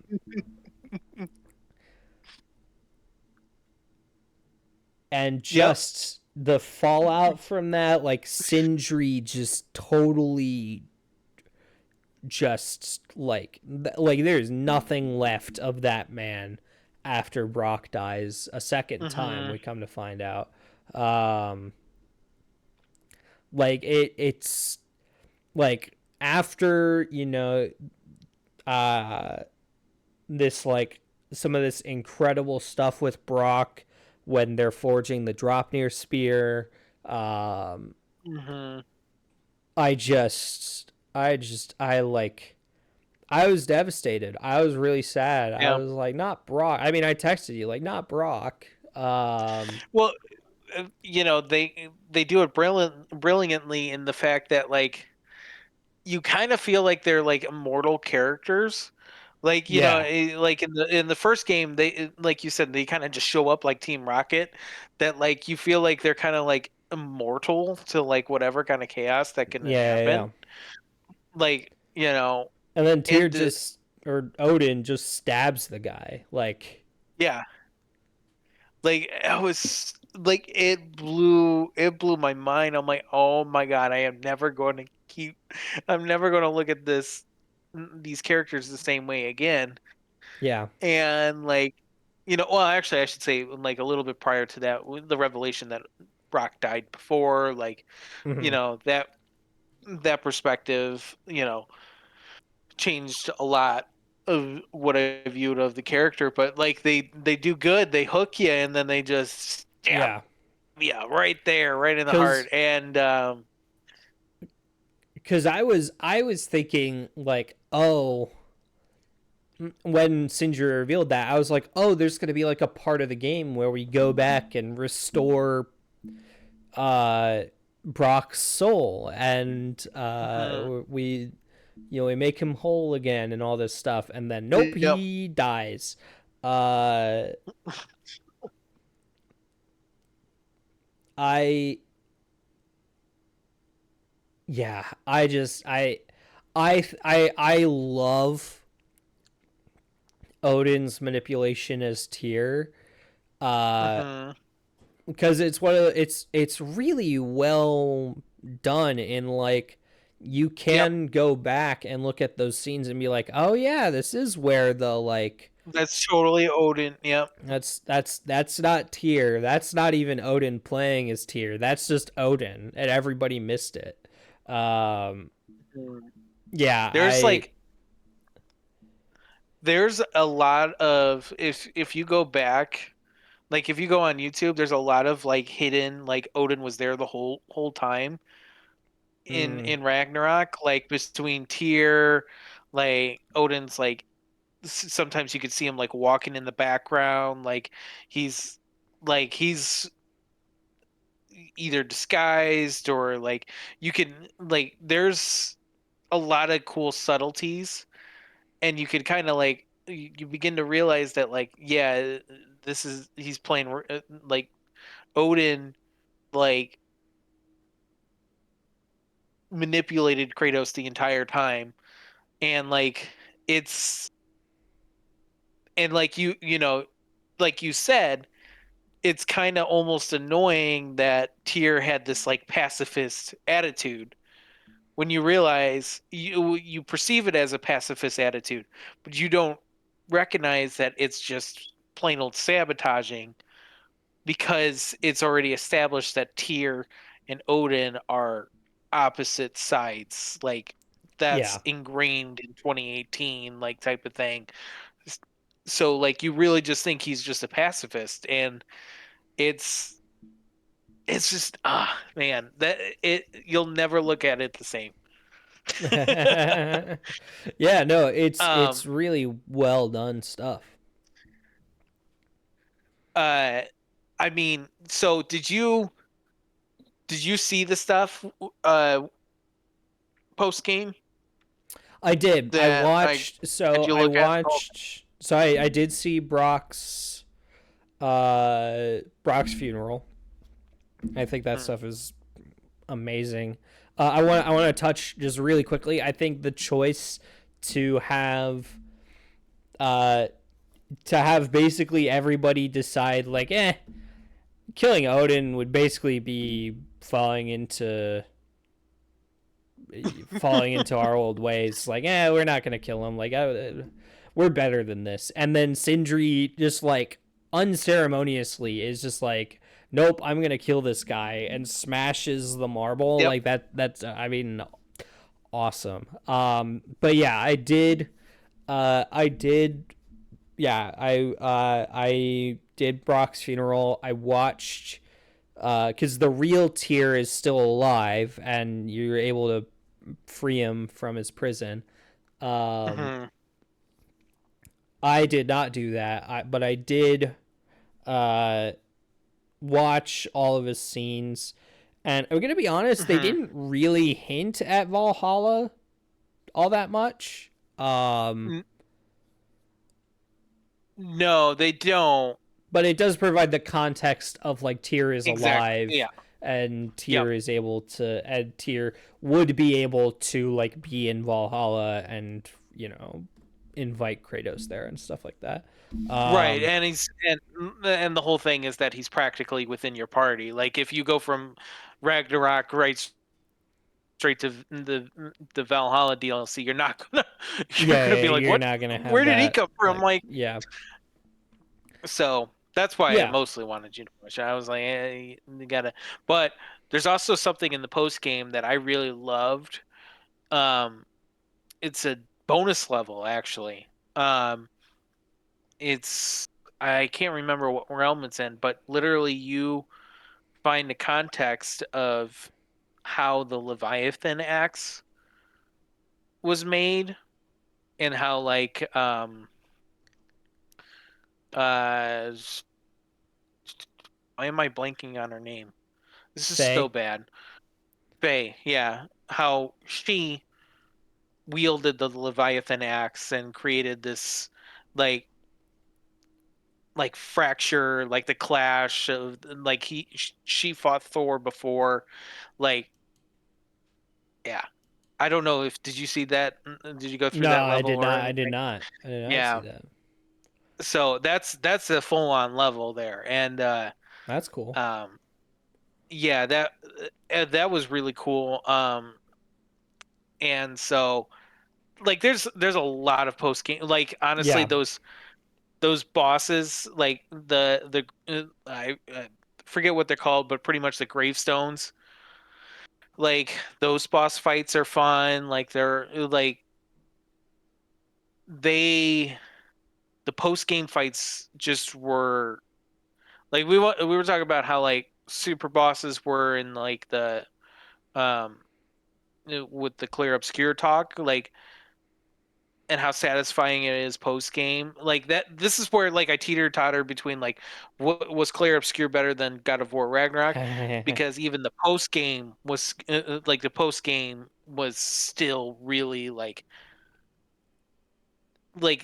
master yeah. like almost master classes of the combat system and like just feeling like a perfect reward for the challenge that you would put yourself through. Like Mm, it was so like so essentially they have like their version of their like data fights or whatever, and then you have sure. like um the High Valkyrie fight in and it's I don't know. Did you try any of the super bosses? No, I did not. I kind of Okay, just straight hopped into Valhalla. that's fine. No, and I knew you said I knew you were planning on doing that, so I just was curious. But yeah, I mean, if you find yourself like just doing all the side content, you can very easily platinum that game. Okay. The only thing that is going to take you time is if you weren't paying attention to the Ravens. um, Yeah. but I mean, you can always look up a guide Yeah. if that makes sense. No, yeah, Like that's how I would do it, I I missed up a think. few. I missed a few, but I didn't miss much Yeah.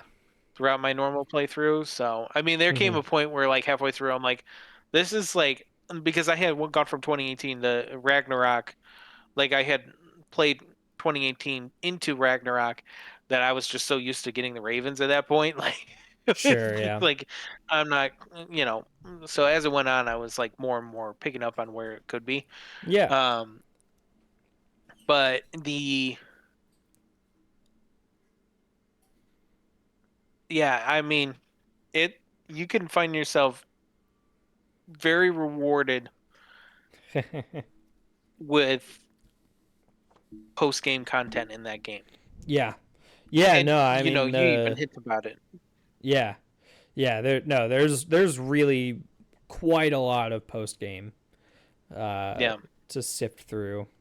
Quite a lot of just side content in general, not even post game. So, yeah. and then Valhalla was the shadow drop. I don't know if you Yeah, that remember was that. yeah. No, I remember that. They shadow dropped that at the Game Awards. I believe it was 2023. Yeah, we were in the same room, and I Yep. lost Yep. my mind I because I remember was like, cuz it was like very shortly after FF16's DLC came out. The first hmm FF16 DLC, and you were just like, "Oh yep. no." Um Yeah, they were both shadow dropped. Is what it was. yeah. Uh, Yeah. God of War was or one was free. within 2 weeks. Yeah, and then God of War was free. Yeah, I'm like, what do I do? um, Um but yeah, yeah, so Valhalla is very much a tale of two things for me. I think the roguelite mode element of it is fun, and I think it's a good way to mhm, like I think it's a fun game mode in the sense that like if you yeah, really like the combat system, if you really like the if you're a really big fan of uh God of War Ragnarok on a gameplay level, I think you'll love it. I think you'll find a lot to enjoy here. Um, Again, as somebody who is not as big a fan of that combat system, it didn't like really grab me, but mhm, the like the roguelite elements are done well enough at least to justify its mhm, existence as far as I'm concerned. Like there's nothing in there that I'm like, yeah, it's not a bad roguelite. It's just the like gameplay foundation that it's built on doesn't really work for me personally. Um, mhm, from a narrative perspective, I thought it was great. mhm, It does call back to the original games more. So it's not like I had a little bit less of that context. I know what happens in those games, but obviously I haven't like played them for myself. So I don't mhm. like have this like intimate knowledge. I didn't know that Crispin Freeman plays Helios. Uh and that is awesome. That's my goat. Mhm, That's Itachi Uchiha right there. mhm. And obviously he's the original voice of Rude, and he also plays I think several additional Yeah. voices in the remake trilogy. Um, as Mhm. well as, funny enough, he plays Setzer in the in Kingdom Hearts 2. Plays Setzer in Kingdom Hearts 2. He's the one that says all those really weird Mhm. lines about like chickens and stuff like that. I'm like, huh? Anyways, Crispin Freeman as Helios was really fun. Having like a nice callback to the Greek trilogy was good because Mhm. it's one of those things where I think like a lot of people felt like the Norse games uh I think there is like a sense that the Norse games kind of disrespect the Greek trilogy, like they kind of look down Mhm. on those games. So it's nice to Yeah. like bring a character back from it, have him like interact with the Kratos of today and all this stuff. Um, I think one of the big thing when the like the reveal trailer happened, and I don't know if you remember like my excitement for hearing the old music and the like the old enemies like popping up again. Like it was just like, oh my god, we're getting it! This is happening! Like you know what I mean? Like yeah, it yeah, was yeah, just like it was a great like almost crossover feel, even though it's not a crossover, if that makes sense. And it um so yeah, I mean, it felt very rewarding that like it felt like yeah, everything that happened in the original trilogy is like recanonized. Everything is completely like the entire narrative story is correct. We're not just going to pick and choose what the narrative was. No, what happened is what happened, and yeah, I um I really appreciated that in the Valhalla DLC. I also love the character journey, the lessons that it teaches Kratos throughout each like trial, in a sense. yeah. Um, Yeah, no, I absolutely agree with that. And I really like Tyr in the story. Like I like mhm, his role as like combat therapist basically. yeah, Um but not quite pacifist as yeah, his counterpart is. he's not a pacifist. He's very much like he's like, yeah, I he it seems to me like his intentions are more like I want you to be the Norse god of war, not because he's renounced his ways, but from a like I think you would be the land would be better served with you as the Norse god of war instead of me, Mhm. which I think is a cool like touch. Um, Also, Mimir and Sigrun's little Mhm. romance, very Oh cute. yeah, yeah, yeah, Um, yeah. I do wonder like why nobody doesn't concoct Mimir a new body at this point. Like that That's a seems like fair point. something somebody should be able to do, right? Like that. 'Cause- Well, considering that his original introduction was that he was living in a tree, a literal tree, like that was Yeah, almost his body. like it seems like it would be pretty easy to make a it seems like something Freya would be able to do is all I'm saying. Like it doesn't seem that hard. Like I get that like maybe he feels like he's serving some penance, right? But like I don't Mhm. know. Anyways, that's a minor nitpick. The, the also gag of it is that like Kratos has always kind of had like a floating head. attached to him. Oh, sure. Like even in the original games, like you'd either have Medusa's head or, like you said, Helios. Like there, he has a thing for chopping off heads and keeping them. Yeah, yeah, yeah.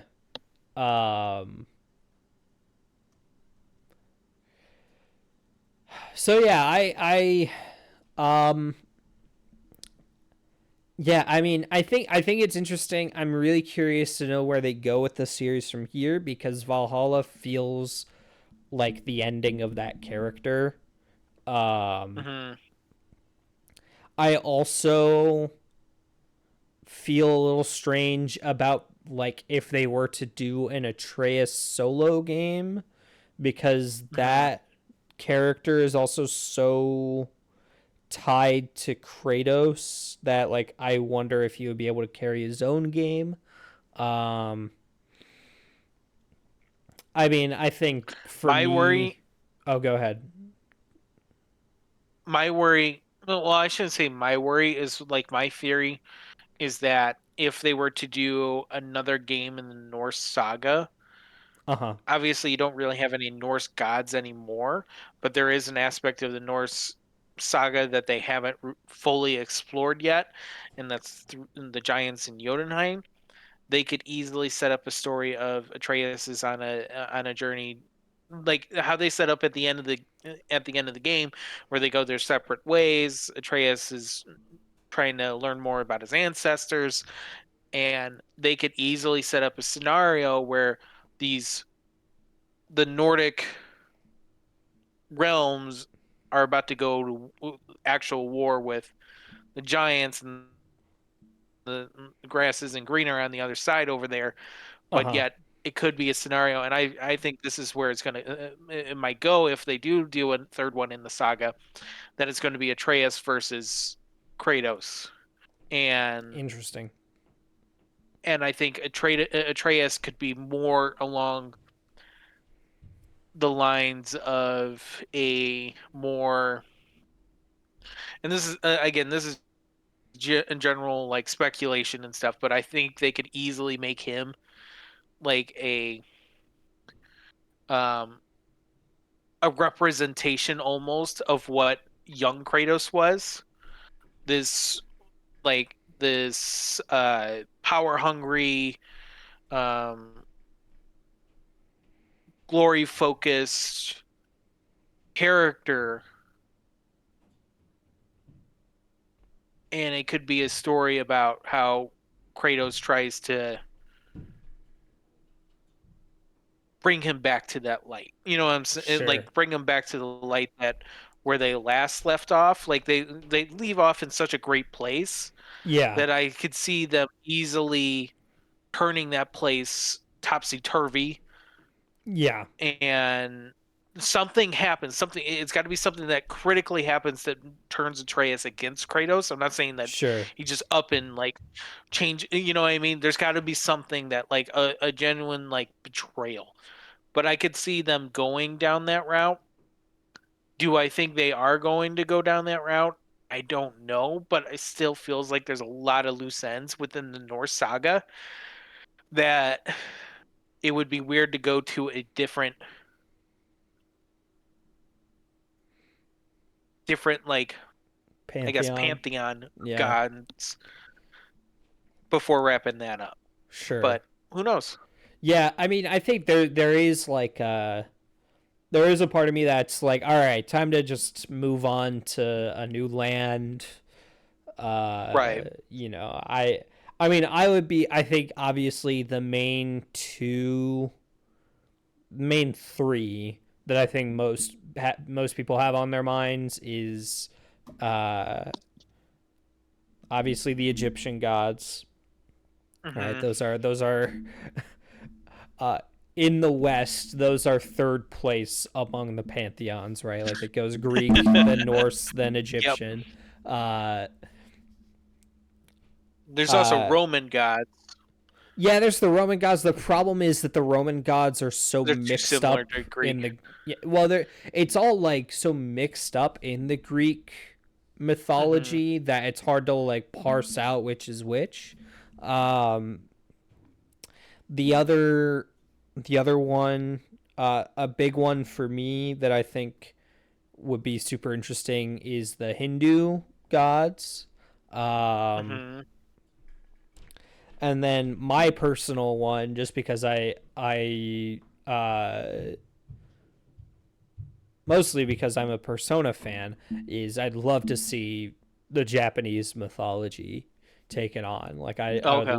I'd Yeah. love that idea. So yeah, I those are like where I'm at, where I'd like to see the series go. But I'm also like, I'm kind of like, I'm not like a super fan of God of War, which is kind of nice because I'm like, I'll just, Hmm. let's see what they do next. Like they might do a one Yeah. remake, or they might do God of War 2077, and I mean I think there's a part of me that's like, I want all these like high fantasy games to do an entry that's set in like the modern day, just to see how it would change. Hmm. Um, like off topic, like I kind of want that for Zelda. Like I want to see just like like 3D Zelda game that takes place in like a modern cityscape, just to see what that would look like. Uh, Right. I mean, well, look at how the Final Fantasy series treats it. Like, yeah, after the original five, like six starts to dive into that idea of what a modernized version of a high fantasy world looks like. So, I mean, you yeah, could do it without like this has to be like a quadratum type of thing. You know what I'm saying? yeah, Like yeah, this doesn't have to be a Tokyo replica or what I mean? It could be still within a fantasy context, a fantasy world, but with like modern elements, modern technology, modern designs. Like, you know what I mean? You don't have to do a one-to-one replica. Is basically what I'm saying, and it to still work. yeah, yeah. I don't know. Um, Was that what your point was? yeah, no, I just think it's yeah, I mean, I think any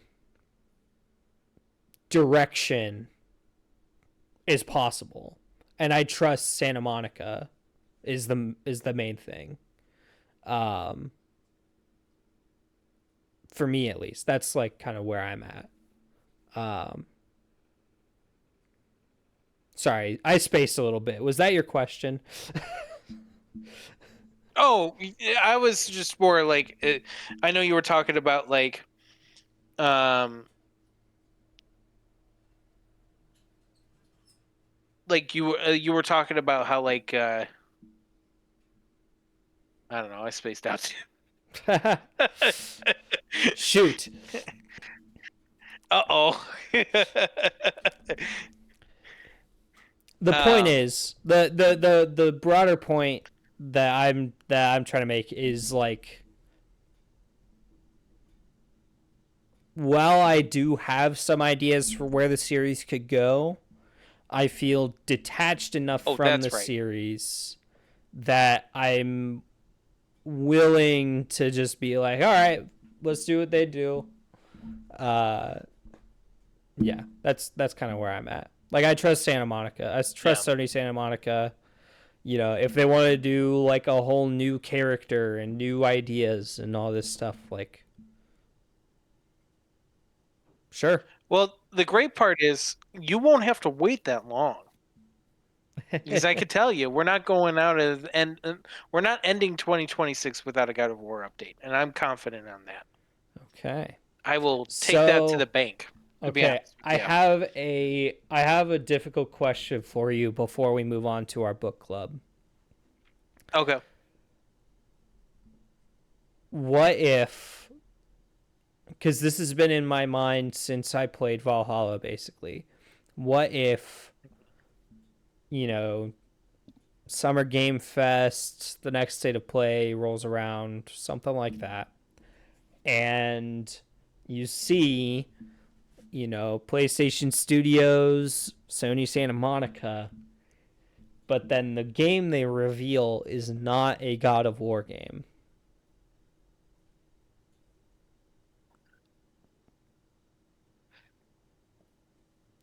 Could that happen? Yes. And maybe it should happen? Yes. Do I want it to happen? No. Like I feel like I think I just this is broke just me Caleb's being heart. greedy. This is just me being greedy at this point. Like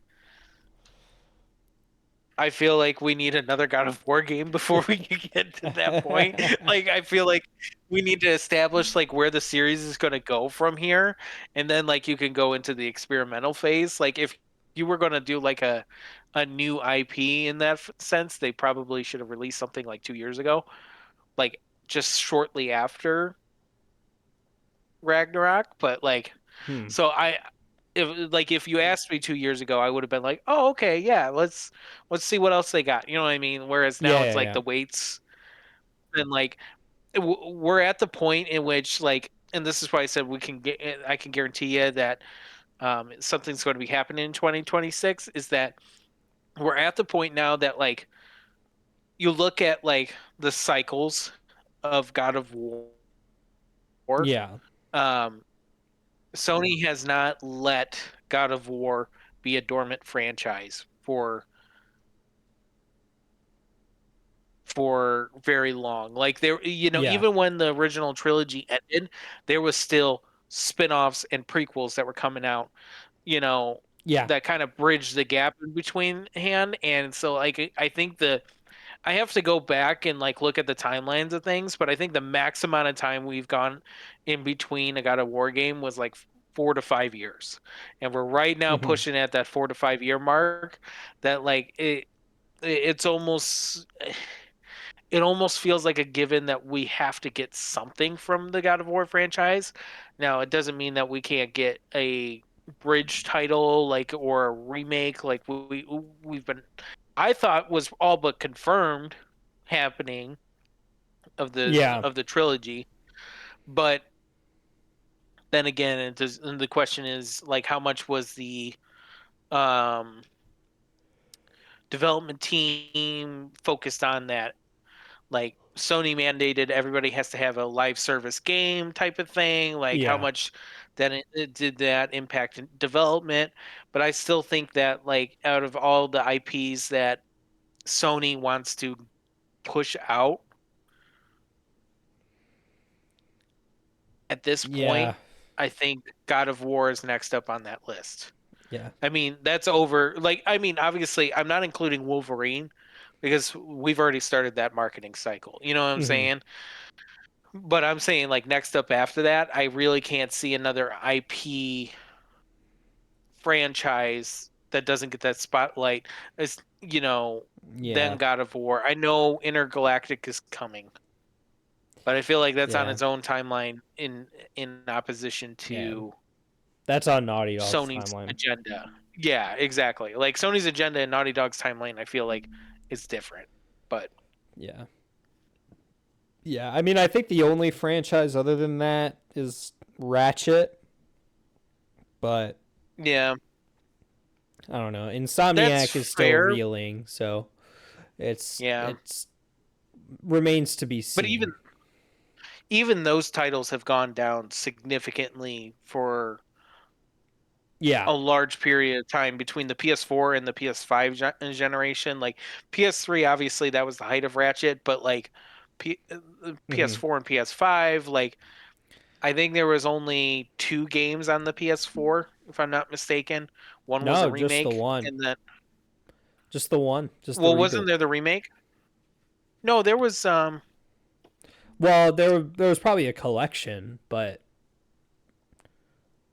I don't well, think it wasn't was a full on remake.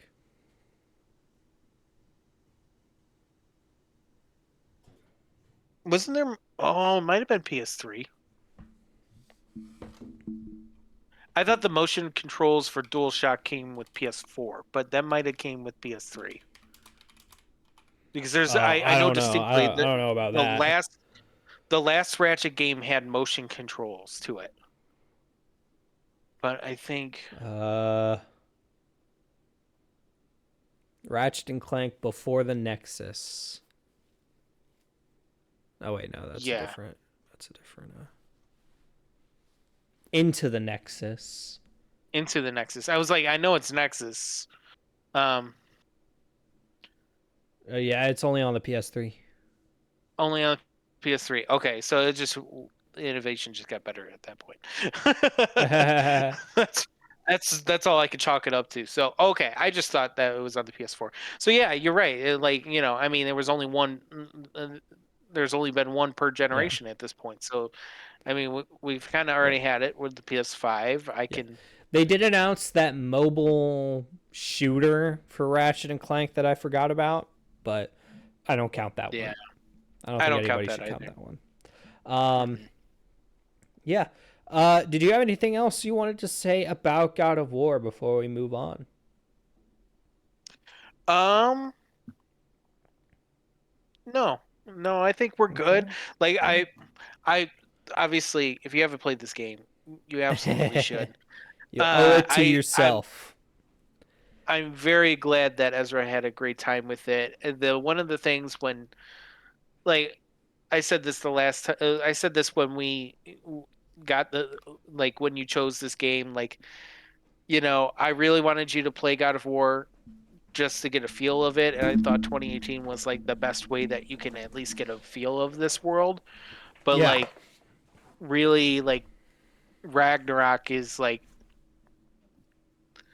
if you're not going to play the original trilogy and go just like to Ragnarok, it's like a perfect conclusion and it's a great um Mm-hmm. setup to it's just it's peak and like It's peak. there's all these and like hearing your reviews like what you thought of the world design and I'm like well Ragnarok's so much better you don't know like there's you got you could actually go to nine realms like it's Yeah, like Atreus is so much more developed you get this yeah, yeah.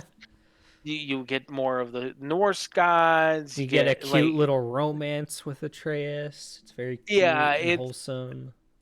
it's like and then there's like the big thing like Brock. I'm like you're talking about Brock, and I'm like oh poor Rip Brock, my boy.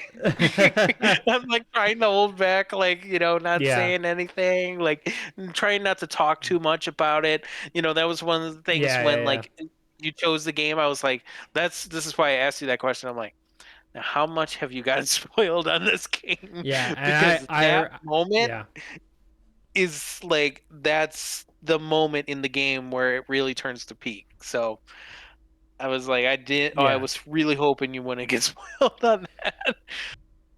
yeah. No, that's yeah, man. Yeah, what an excellent narrative. And I will say, I wanna make it clear that like I think my misgivings with like the design and the hmm combat are mine, and hmm uh I think I still think like people should, I think these are like important games to play if you hmm like video games.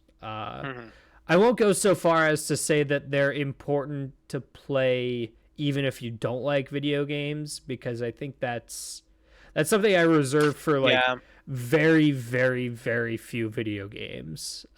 hmm But I will say I think if you play video games, I think they are worth your time.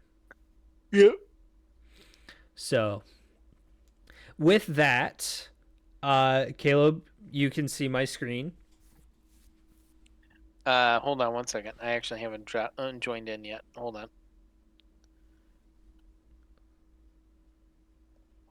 Hold on. There we go. Okay. Go ahead.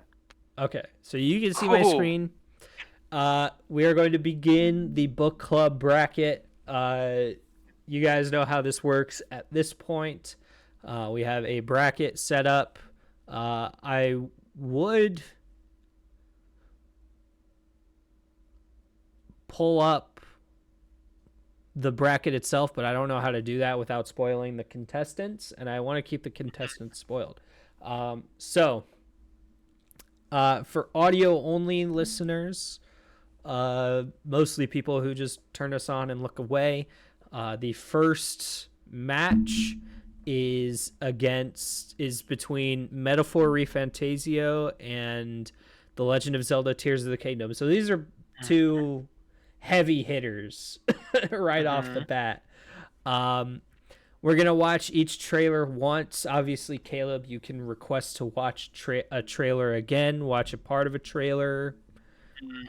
do your thing. And yeah, I want to ask, uh, do you have any, like, not knowing what is on the bracket? Do you have any immediate thoughts about how things might turn out? Uh, well, I can already say you kind of threw me for a loop already. So I'm kind of like, oh boy, I didn't. Some odd reason I was not expecting these two titles, and now I'm like, oh boy, here we go. Yeah, yeah. So, and I I don't know if you custom made these matchups, so like it I did makes me not. afraid if you did.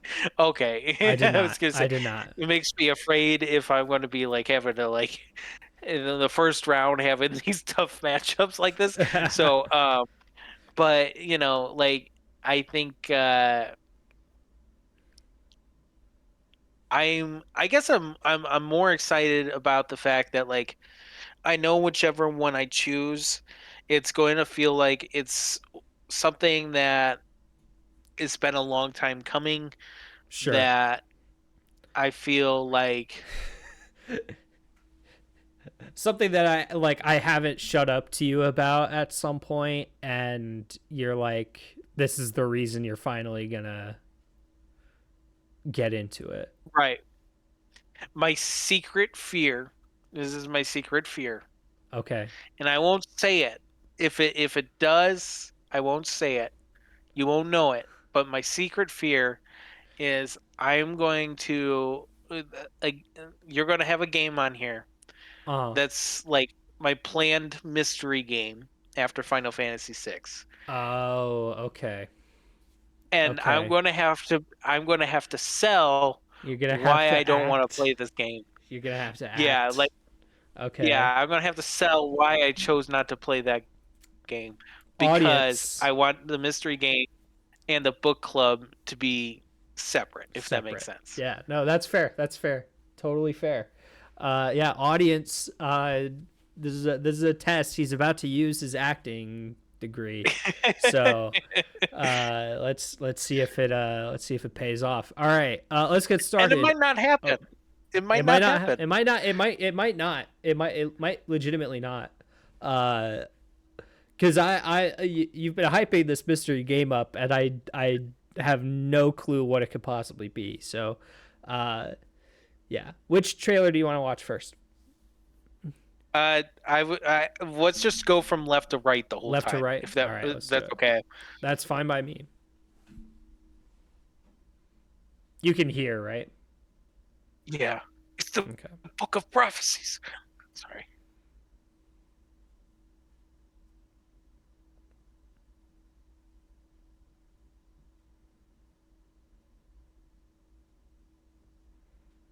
From the creators of Persona 3, 4, and 5, not 1 and Yep. 2.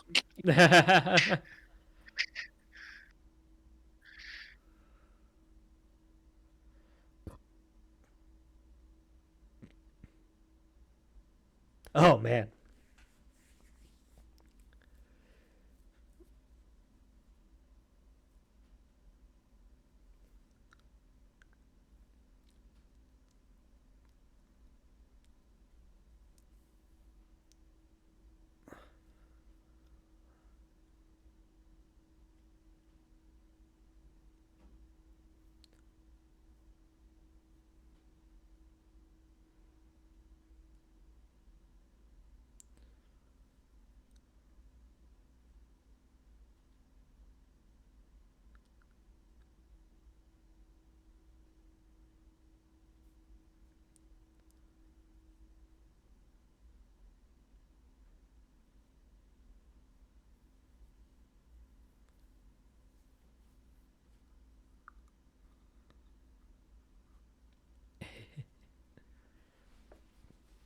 I will say,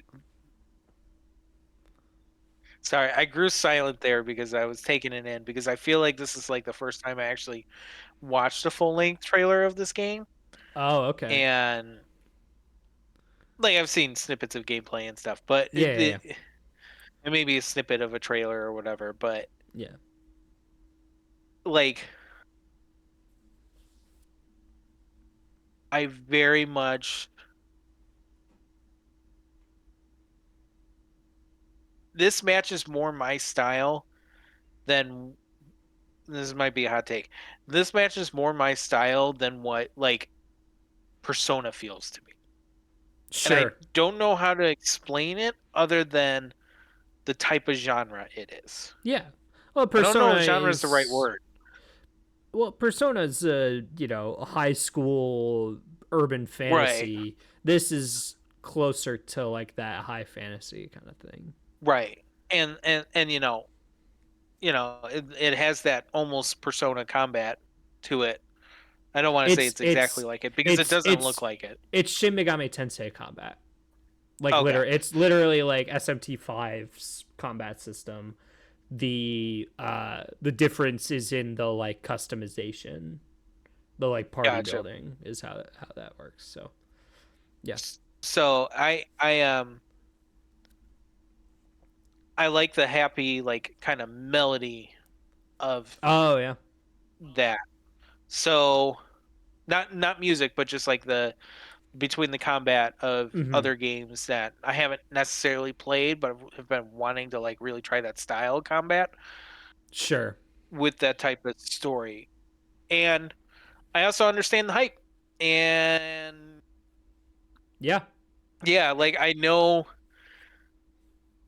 know this is definitely pretty high up on your list. So it's like I it's this is a tough one. This is a really Yeah. tough one. Well, we haven't even Like watched the Zelda trailer yet, so I know, but I've seen the Zelda trailers a bunch of times, and I yeah. know what it's going to make me feel when you turn that on This because trailer, I specifically chose this trailer for a reason. So like let's one of the best Switch trailers of all time. yeah. I know exactly which one this is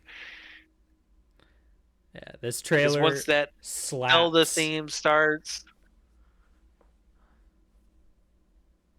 and I never gave Tears of the Kingdom the time of day that it needed to.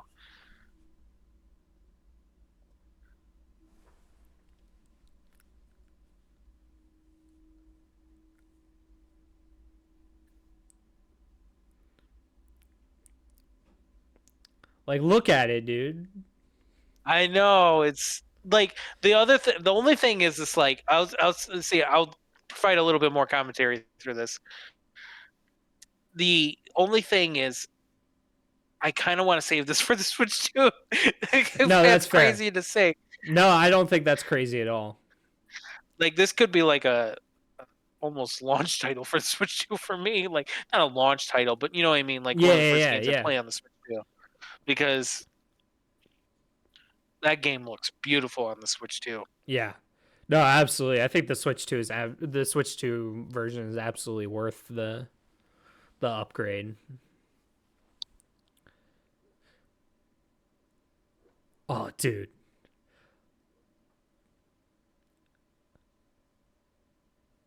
It's like I instinctively turned up my volume for this part because I know where it goes. It's like a Star Wars trailer. Like Yeah, that very first Last Jedi trailer where or not the first one, like it's like the second one or something where he like holds his hand out to yeah. Ray like that like oh dude. No, I know exactly what you're talking about.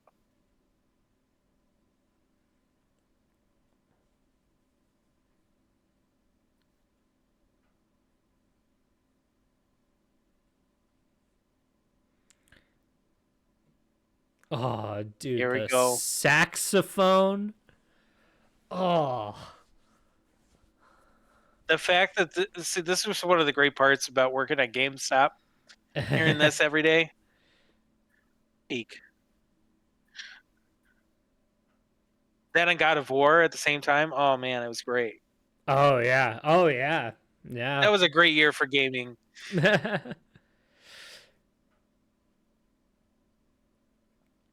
Let's just say it was not hard to sell these games. I can't. Yeah, probably the easiest year for new game releases to sell is 2023. Oh, we got Matt Mercer as Ganondorf too. Oh, Mm,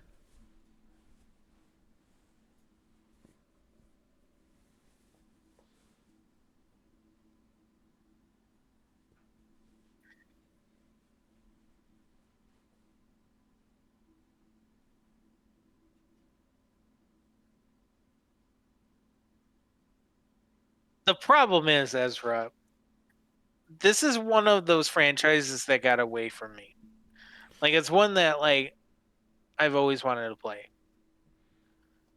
yeah, Like I played the one I played the most was Ocarina of Time, yeah, and I played it at a friend's house. He had it, and I if there was a game that we were playing, I would constantly like be like, "Let's play Zelda. Let's do Zelda." Like, yeah. but I can't tell you like the story of it or anything. Sure. I just remember how I felt, like how the gameplay felt, what it looked like, what it, I mean, the Yeah, yeah, yeah. mechanics were. I remember all the mechanics from it, but it was just like, it was so fun. And I knew like Tears of the King, my sister had Breath of the Wild. I never played Breath of the Wild just because I never really had a Switch to like a Switch for myself. Hmm. And then I got a Switch and I got Tears of the Kingdom with it. And I started Tears of the Kingdom, but I never got around back to it. Yeah. And it's just one of those like the Switch itself is like there's so many story-based games on the Switch that I have shamefully not played. And it's just like one of those things of like I don't, I don't even know like Yeah, yeah, yeah. I I need to have some sort of push. You know what I mean? Yeah. But and this could be my push. And the thing is like Yeah. it's Zelda. It's The game Zelda. and like the franchise that like is beloved, and it's something that I know I would like, that has proven that I Hmm. would like. You know what I'm saying? Like, Yeah. so is this the time I choose, or do we wait into the other category, like the other Let's. rounds? No, we gotta. I think we gotta choose now. Oh my gosh! So this is a blind bracket too. So like I don't even Yeah, know this what is the blind. potential Yeah. matchup. Yeah. Oh my gosh! This is. I'm having a moment here. I'm like waving my hands in the I air, like. I will offer you a single spoiler. This is not the only appearance of Zelda or Uh, Atlas on this in this bracket. that still doesn't help. Like because there's like I want to get into Persona too. Like it's like oh my god. I'm just saying. All I'm saying is that like you're not eliminating an entire category by choosing one of these two things. Yeah.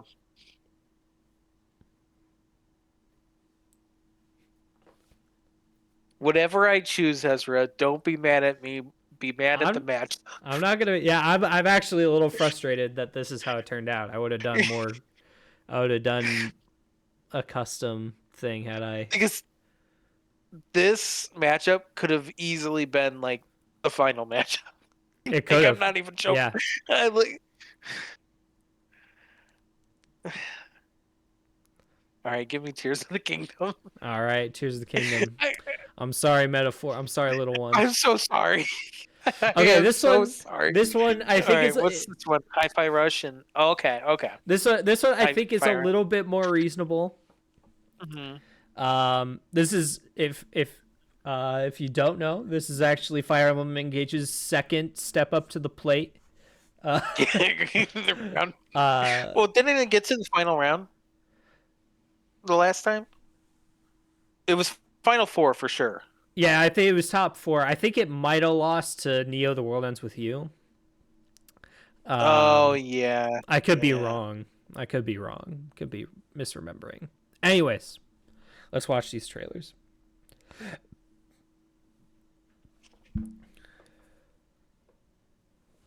This is on PlayStation now, right? It is. That's what I thought.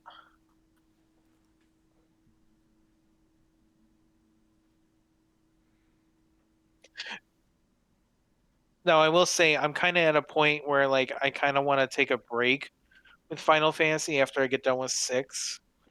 Oh, sure. So like I'm kind of looking for more starkly different games. Yeah. So but yet not like too kinds time consuming to where I Sure. can get back to Final Fantasy. So this is like it fits within the criteria. Yeah, this is a good one for something like that. Yeah.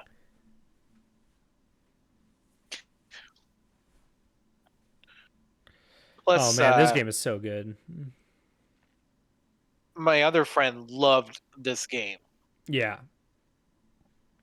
No, this game is awesome.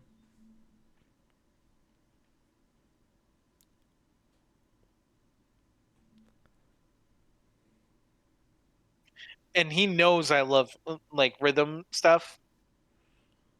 Uh huh. Oh man, what happened to Tango after this game released is just It's so sad. travesty. I'm so glad that Crafton scooped him up. Mm.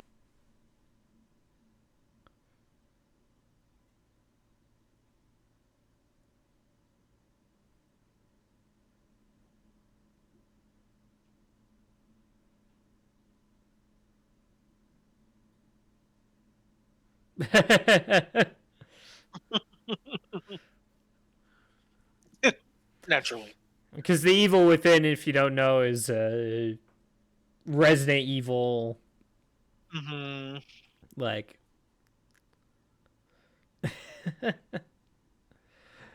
oh, great trailer, great game, awesome game. Hmm. And then let's do Fire This is a Emblem. good trailer too.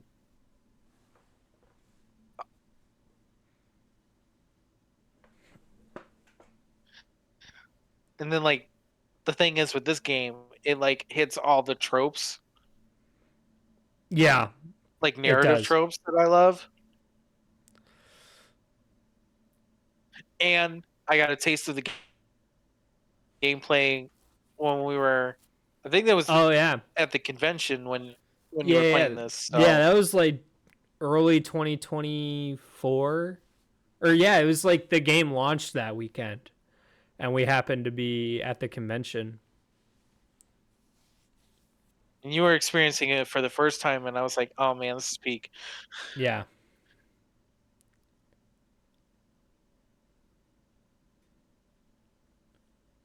And I had yeah. this game, but I traded it in.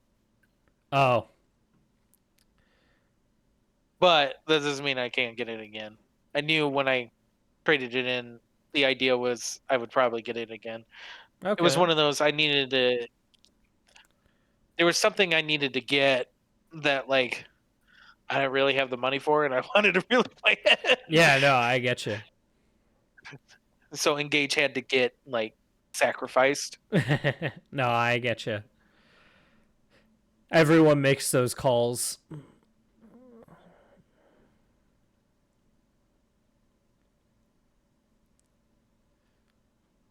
Oh man. And this is an amazing game to play on the Switch. Like Yeah. like Switch 1 itself, like it's not going to be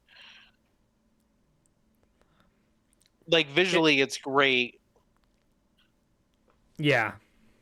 without having to like test the Switch's like capabilities, like Yeah. It kind doesn't of like feel how held Tears of the Kingdom back. does. Right. Yeah. So, So what are you thinking?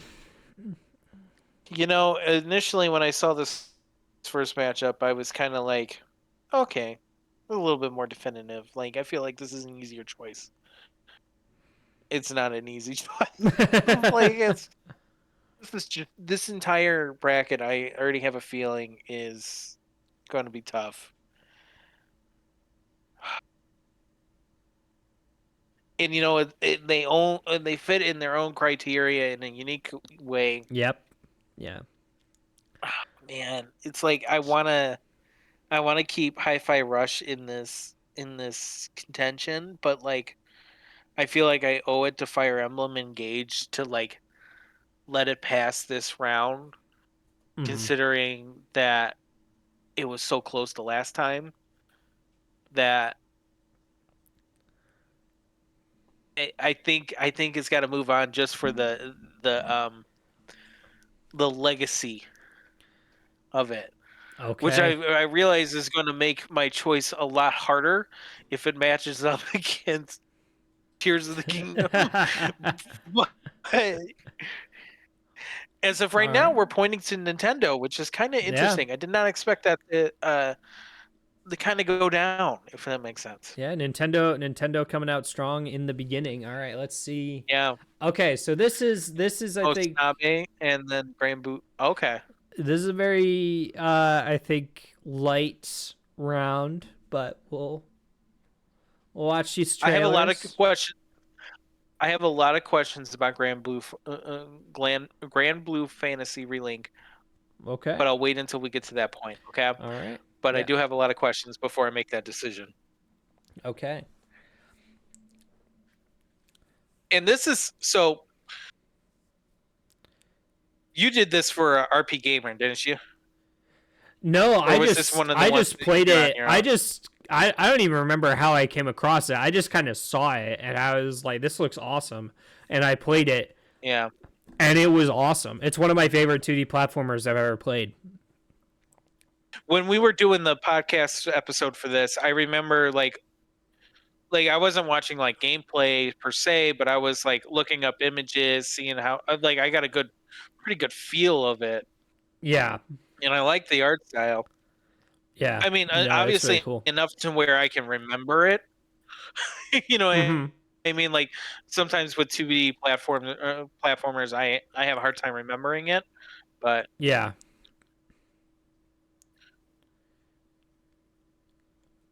yeah, it's got a really good art style, Yeah. and it moves really well too. I I like how kind of intense the action is. Yeah. Oh man, it's just so cool.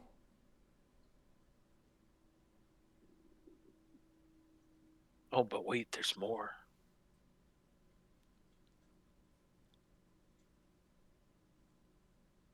What does it end on? I don't remember what the trailer ends on. Oh, right. That image. It goes hard. That game is pretty freaking awesome. Uh yeah, it's hard to like describe like say anything about that game without spoiling the heck out of it, but it's really good. Mm-hmm.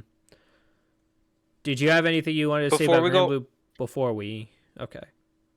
okay, I want to like I want to kind of get a bearing straight if I'm thinking of the right one. This is live service, right? This is a live Uh service game. Kinda like Kind of. it Okay. had post-launch updates, and it is very much centered, like the end game especially is centered around multiplayer a lot, and there are like a few like super raids that you can do, but it Mhm. has like a single player campaign, and Okay. most of the game you can play single player.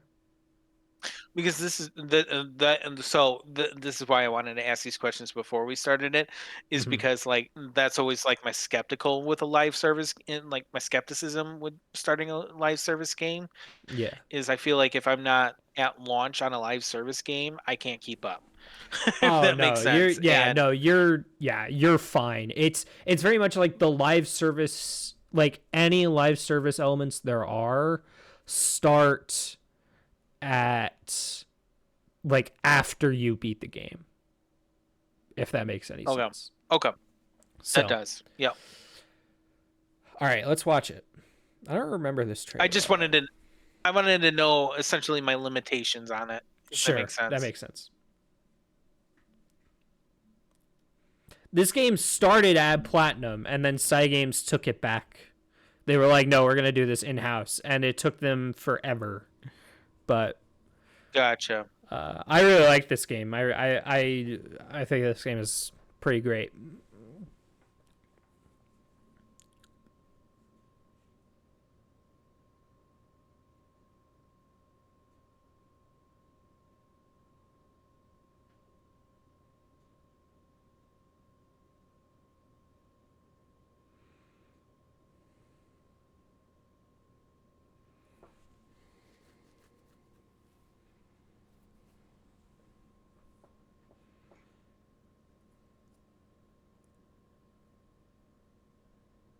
Hmm.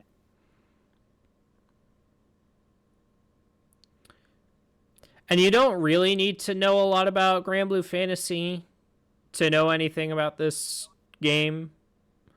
Oh yeah. Like it's a very self-contained story.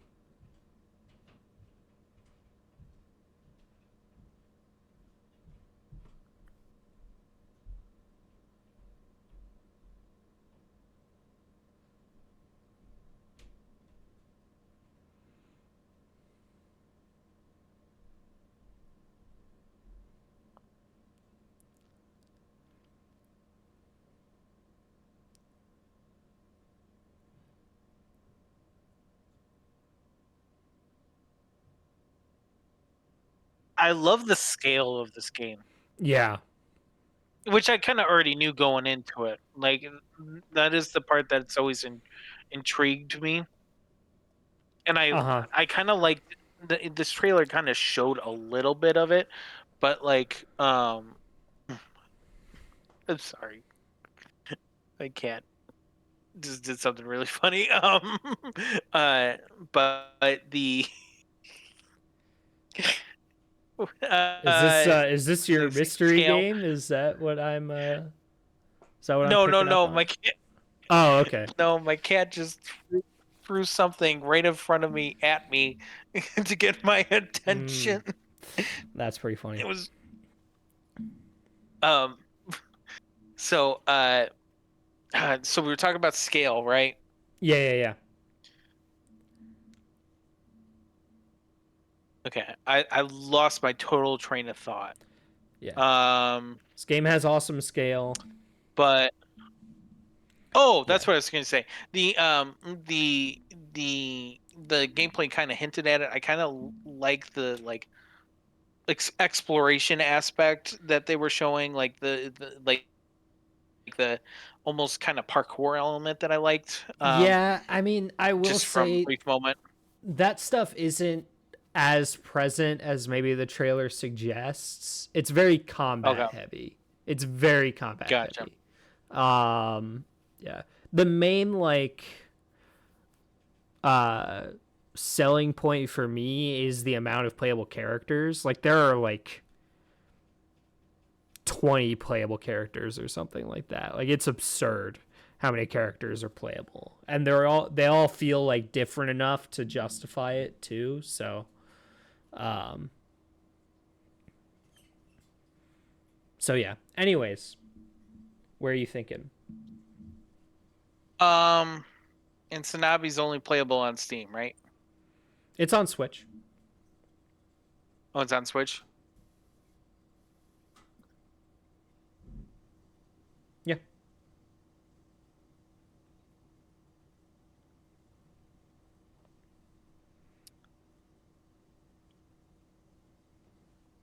I'm gonna give it to Sanabi. Okay. That's a surprise to me, and I will take it. I I can't really explain my reasoning for it other than I guess I'm intrigued by a 2D platform that Sure. feels like almost like this is what like my gatherings of the trailer was like, almost kind of like feelings of like Nier aspect to it. Okay. And I don't like, not necessarily aesthetic, Just but vibes. kind of how vibes. Yeah, I guess that's the way to put it. It's not necessarily design or aesthetic. It's more like, I don't know, there's something about it, and it's not music. It's just, I can't explain Hmm. it. But that's where my head went to. But Okay. before we move on, is it okay if I can step away for just a brief second? Yeah, go ahead. Okay, I just got to step away for a moment. Okay, All right. BRB.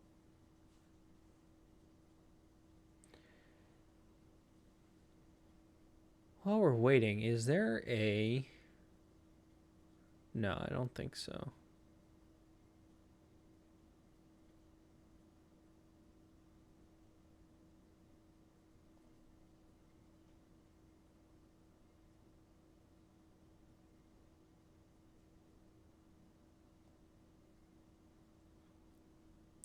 I want to see. There's no way to look at the bracket? Oh, that's a shame. Oh well. So we're starting at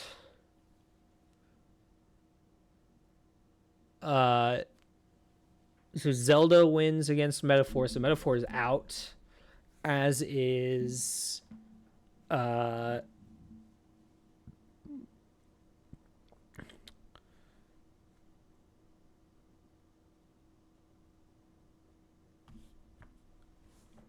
as is, I believe,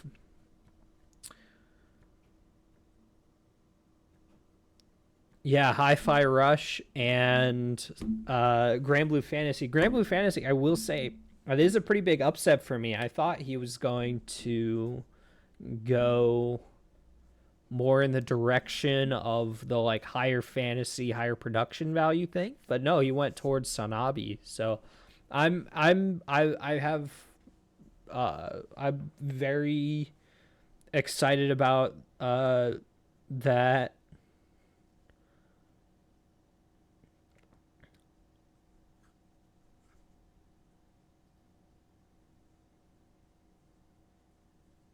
I find that really surprising. So I'm excited to see where this goes. I'll be honest, I forgot a lot of like what I put on. I remember like a few things, but then I forget some of the other ones. So I'm really interested to see where things go from here.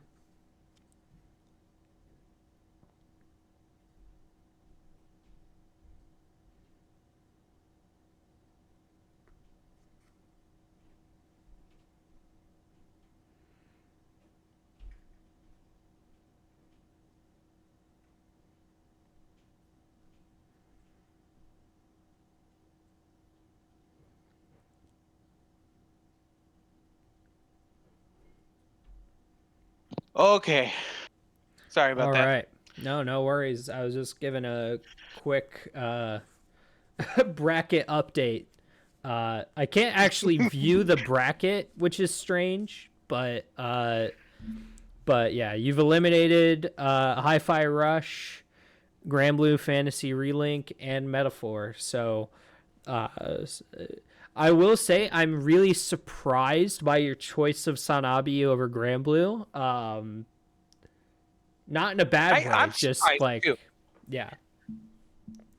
because I feel like Grand Blue is a little bit more of an accessible game to me than Sanabi, but Sanabi has that edge of like, if I'm going to play a 2B, 2D platformer, I'm gonna need to know it's good. So I mean, if it's Yeah. with your blessing, I know that's not a genre that you necessarily like overly enjoy in general. So like, Yeah, it has to be a really good one for me to like it has to be a really good one, right? Right. recommend it So so like, hard. now if that went up against Hollow Knight, without a doubt, I'd probably choose Hollow Knight. Sure. But you know what I'm saying? Sure. Like, it's just like that type of thing of like, if I want to dive back into the genre again, I want it to be somewhere where I know it's got a good blessing and it's not necessarily from just a critic standpoint. It's got to be someone from I know who only I know that really love this game. And Yeah. I know you said it was a pleasant surprise, and the story really kind of drives you throughout. So yeah, Yeah. I'd be very interested to play it. So that's why I chose it over Grand Blue. But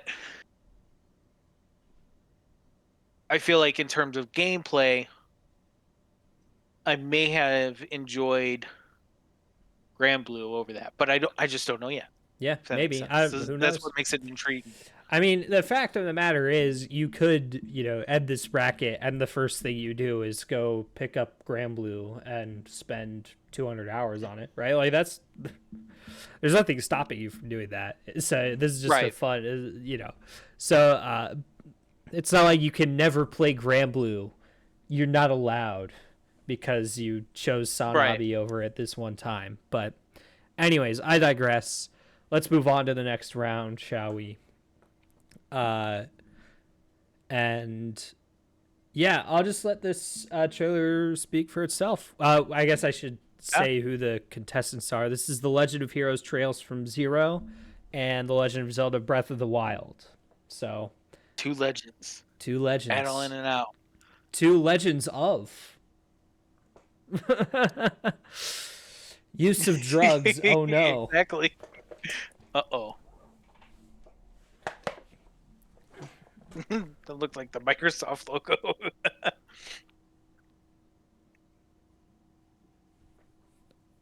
So, this is the only Trails game that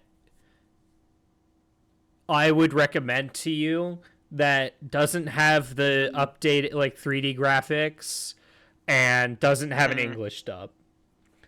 That's the only Okay. that's the only thing. That's fine though.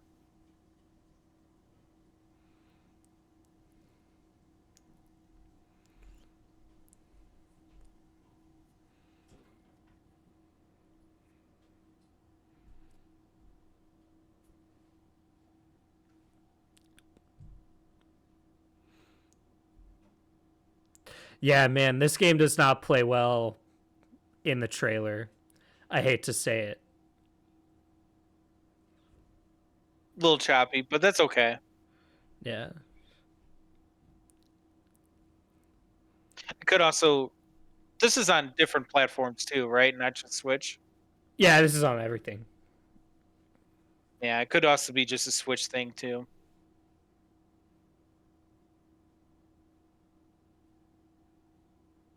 Would you recommend this on the Switch, or would you rather me play this Uh like on PlayStation? I I didn't play this on the Switch. I mean you're playing the old Final Fantasy games on PS5, so Mhm.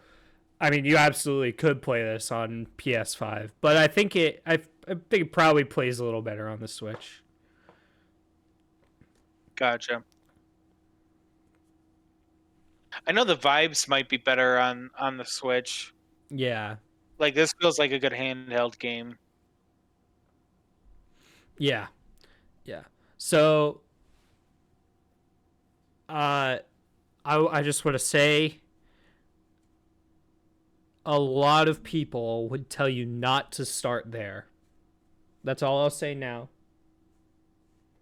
and I'll say more later. But just to inform you a little bit. Uh, do you have anything you want to say about Breath of the Wild before we get started? No, I think I pretty much covered all like my Legend of Zelda hype Okay. um previously. I think this is I do another want to. just baller trailer. Yeah, I am going to feel out this trailer to see what is going to be my decision on this, though. Okay. I I'm undecided at this moment. Okay.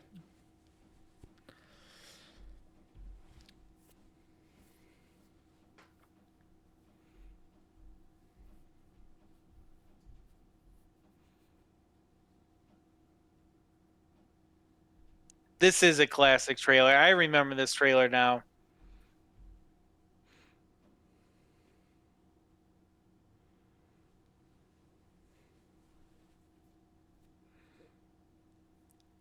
Yeah. And the thing Like is, I don't like not to be a hater, but God of War wishes it could have trailers as good as this. Like the the thing is, see, with Tears of the Kingdom, I felt like I needed, like, there was like this pressure that like I needed to play Tears of the Kingdom because it's new. oh, sure. But now that some years have passed, I might understand. I might want to start for more contextual reasons to start here. Sure.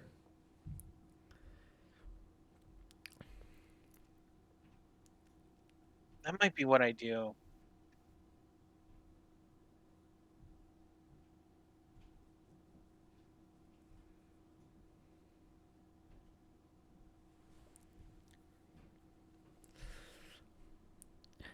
Yeah, like you get them.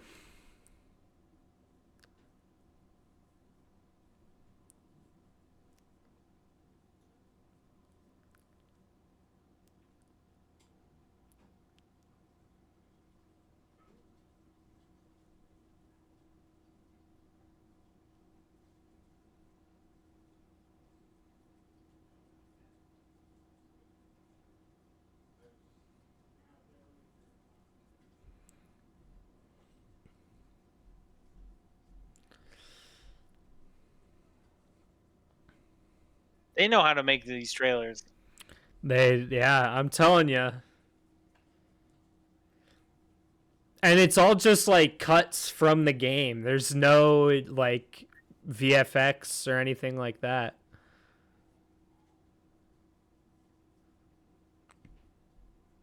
I mean, the gameplay is free cammed, I guess. That's like the one thing.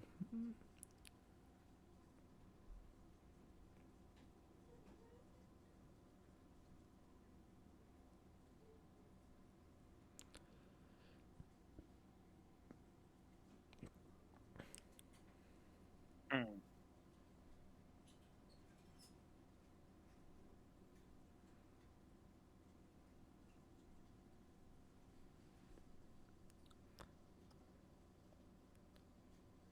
Oh, shoot.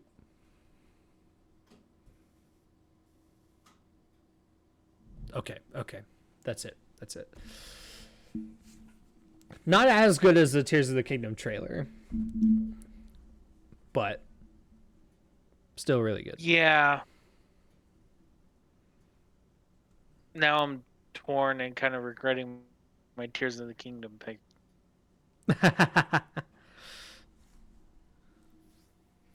Because it's almost like now is the question is like, do I prefer to start from the essentially, not necessarily the first one, but you know what I mean, like the Yeah. Legends of Zelda is complicated. Anyways, let's just put it that way. Yeah. Like the first of this, I don't even know what to call it, Tears of the but you Kingdom know, is a sequel. It's a sequel. yeah, a direct sequel. Yeah. Yeah. Um, this is where it's interesting.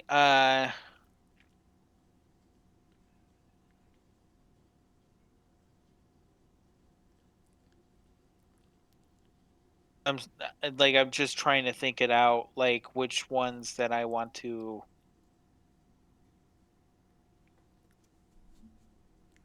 Because I'll tell you this, I was leaning towards Trails from Zero prior to this trailer. Mm-hmm. but I knew that if I watched it, I could.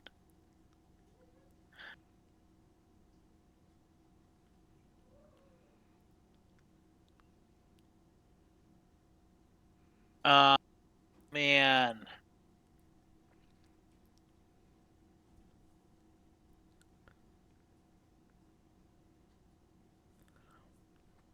This one's got him stumped, folks. This is only the first round.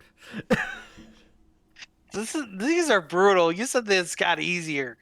Uh, It did. Grand Blue and Sanabia was easy. That was easy. okay, I will admit that was a little easier for me. Um, I guess I got to go with Breath of the Wild. Okay. That's crazy, and you know that's going to be Z- one of those scenarios where they both pair up against each other because you know it's just going to happen, and yeah, then that's what it that's is. that's at that point it's all over with. I don't know what I'm going to choose at that point, but So um, here we are. here we are. Oh This one boy, I'm really interested in. Um, yeah, we've me got too. Because I don't know. I really don't know. we've got Elden Ring, and we got Trails in the Sky first chapter. So we're gonna start with Elden Ring, and we'll go from there. Okay. Suggestive themes. I Uh-oh.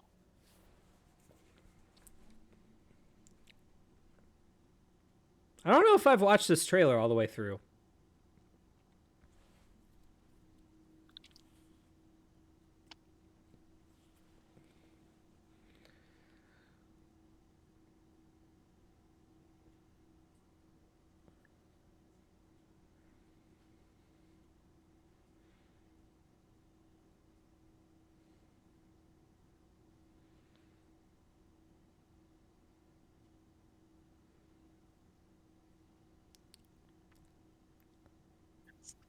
So this would be like my first true Souls-like game, by the way, Okay.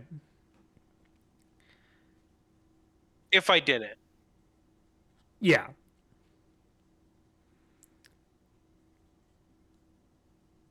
And my sister loved this game.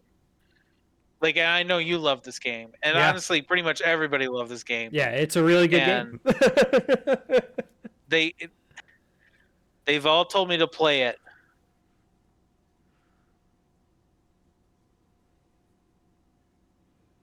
And maybe this is like my way of trying to get my sister to play Claire Obscure type of compromise. Sure.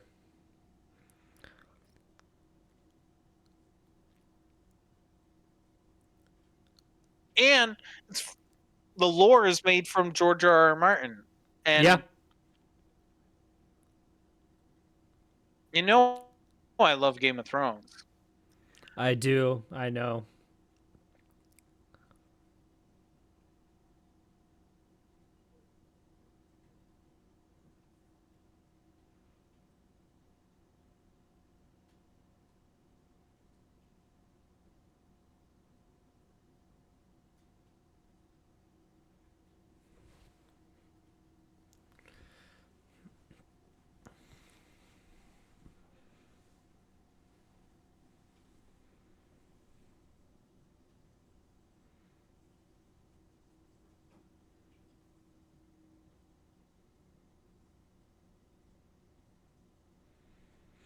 Okay.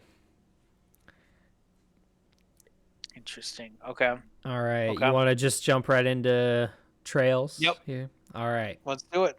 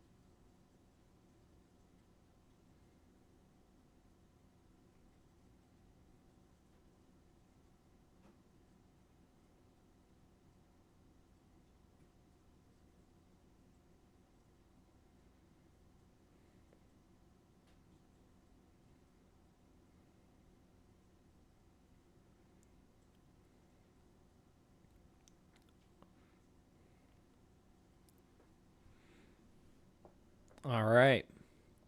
So I will tell you, this is the Mm-hmm. earliest, very first game in the timeline of the Trails series. Like everybody would tell you to start here. Okay. The only people who would Okay. tell you not to start here are people who are diehard fans of the original Trails in the Sky. But I don't know. I Gotcha. think everybody should start here.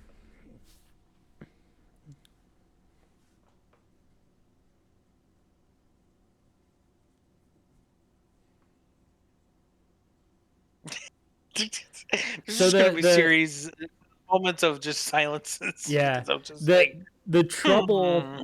the trouble is that if you choose Trails, you eliminate Elden Ring.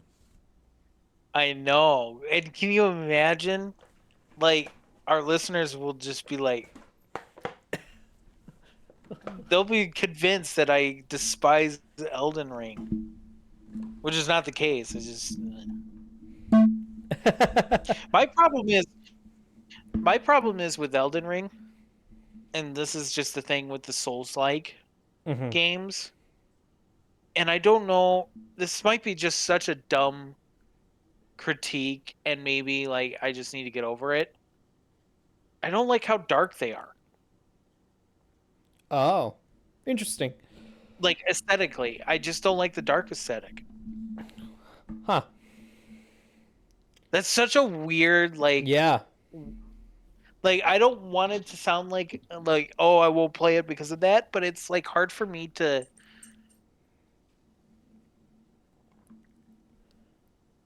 try to get into it. sure. I'm sure if I did try, I would enjoy it. But No, I get you. I will tell you.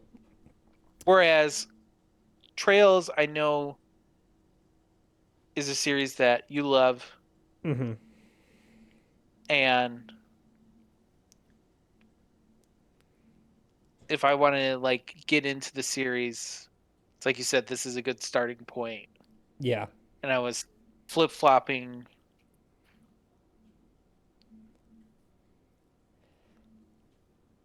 I will say with Elden Ring, I would not recommend going in completely blind. I would follow Mhm. like a guide to see like maybe like where a cool weapon is or something like that, Yeah. and like base your build around that, because that stuff can be fun. I don't know, like yeah. Anyways, No, you've said that before. I know that. And you said that it's easy to trail off and accidentally stumble yourself into somewhere that you probably shouldn't have yet. yeah. Um okay, I this was a little bit of an easier decision. It just sucks because I know this is not like the popular decision. But I got to go with Trails. Okay, it's Trails. Trails wins one. I wasn't sure. I genuinely wasn't sure about You where know, Trails was gonna go. it was a 50-50 shot and not a 50-50 shot. It was more like 70-30. But what was keeping Elden Ring alive was more like just how beloved the game is. Yeah. But I'm still convinced that Elden Ring should have won Game of the Year. All right, moving on. Dang. All right, we got Room Factory, Guardians of Azuma, and Okay, Trails of Cold Steel. So, gotcha.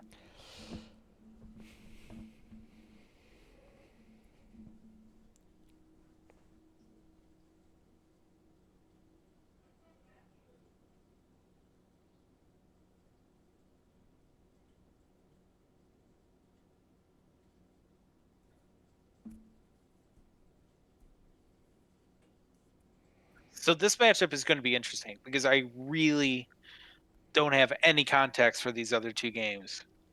okay.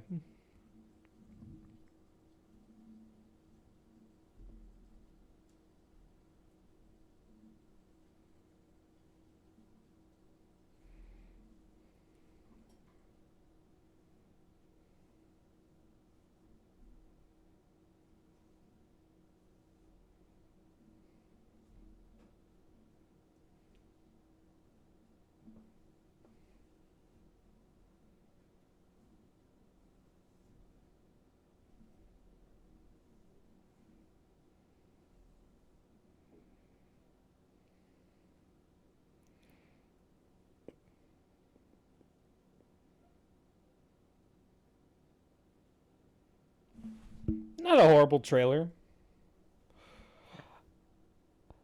That So was a good one because, yeah, well, go I ahead. was just gonna say, like, it gave me a good idea of like what the plot is. So Yeah, that's probably what I'm going to be starting yeah, like looking for in the criteria of these two is like sure. what the plot is and Yeah, yeah. I I will say, just to give you an idea, this game didn't really focus very much on the like city build, or not city build, like the farming aspects of Rune Mhm. Factory. So that's worth considering. Oh yeah, that's right.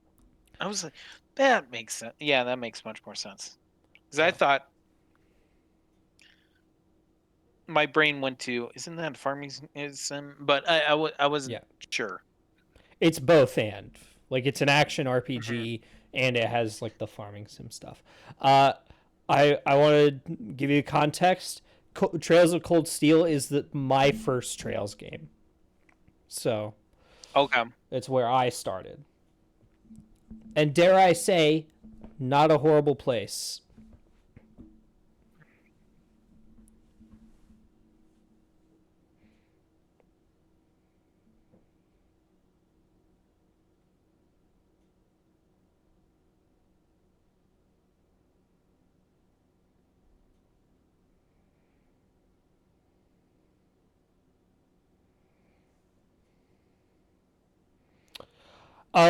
Uh, Something that's worth noting is all of the Trails games have a speed up option, so Okay, that's you good. know it cuts down on the playtime quite a bit.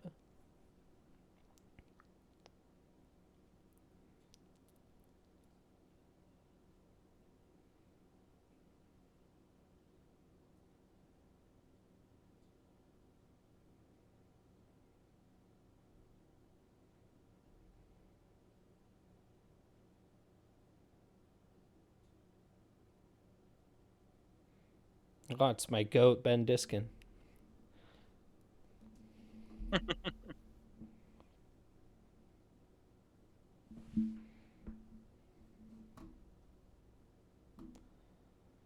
All right. Hmm.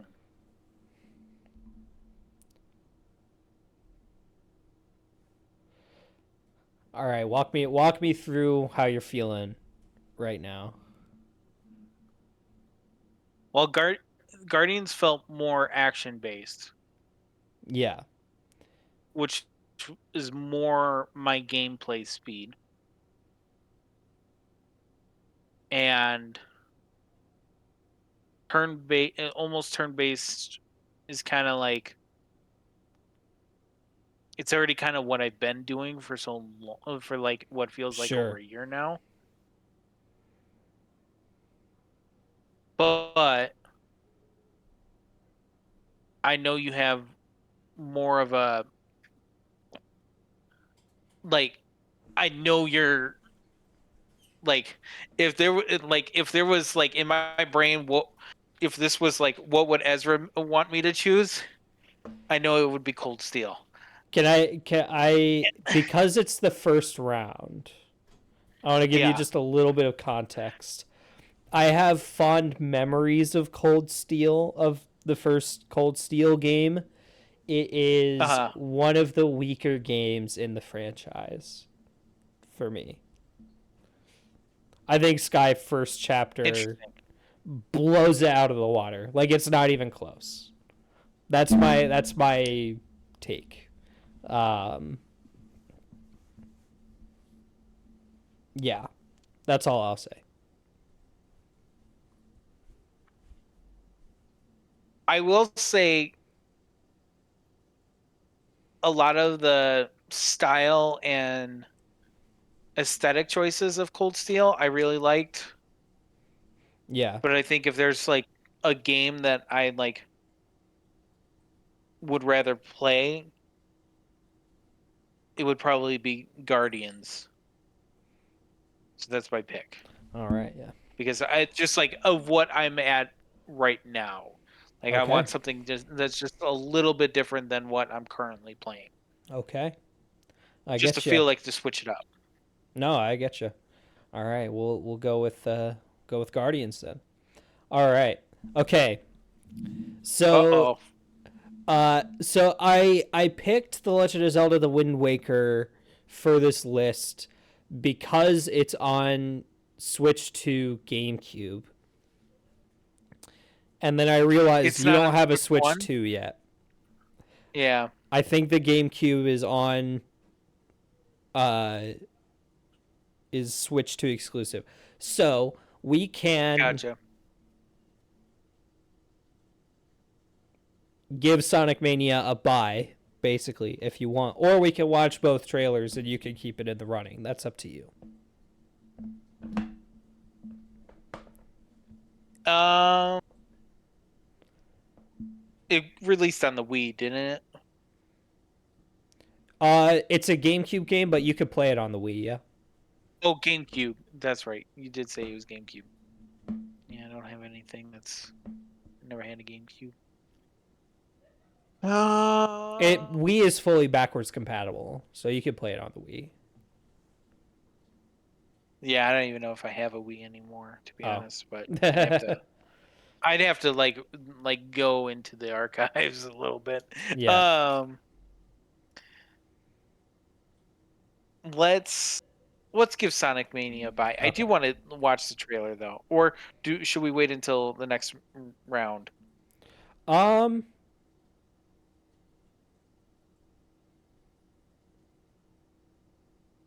let's Why wait. don't? Let's wait until the next round. Yeah, I was gonna say, why don't we wait? And honestly, I feel pretty comfortable, like just going like outside looking in, even if this was like a, s- a certain situation that was um like given the console capabilities situation aside, I still probably would have chosen Sonic Mania over Wind Waker because I know Wind Sure. Waker's not like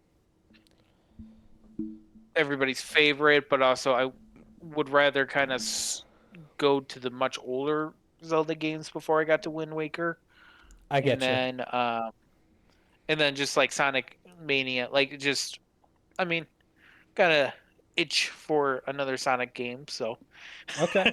like Yeah. it's one of those things. So yeah. All right, moving on to we've got Chrono Mm. Trigger. And we got the Devil May Cry HD collection. I believe this is also Chrono Trigger's second step up to the plate. So, uh, we're gonna watch this, and then we can still watch the Devil May Cry trailer, but apparently it's age restricted, so we can only watch it on YouTube, which I find strange. But yeah. That is strange. Anyways, so you've been talking about like, and I understand like wanting to do something a little different. And I think from that perspective, I think Chrono Trigger is absolutely the wrong way for you to go here.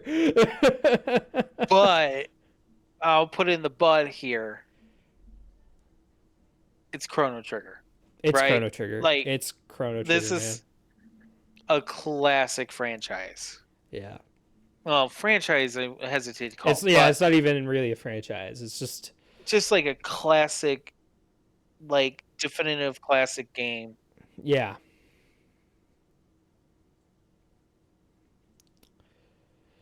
This game is on mobile and I can't imagine the PC version is anything to worry about in terms of specs. But for some reason, some ungodly reason, they have not re-released this game on modern platforms. So it's only on PC, you said? PC and mobile, yeah. Oh, it's on mobile? Okay, Is it on the interesting. Switch? I don't think so. I don't think it's on the Switch.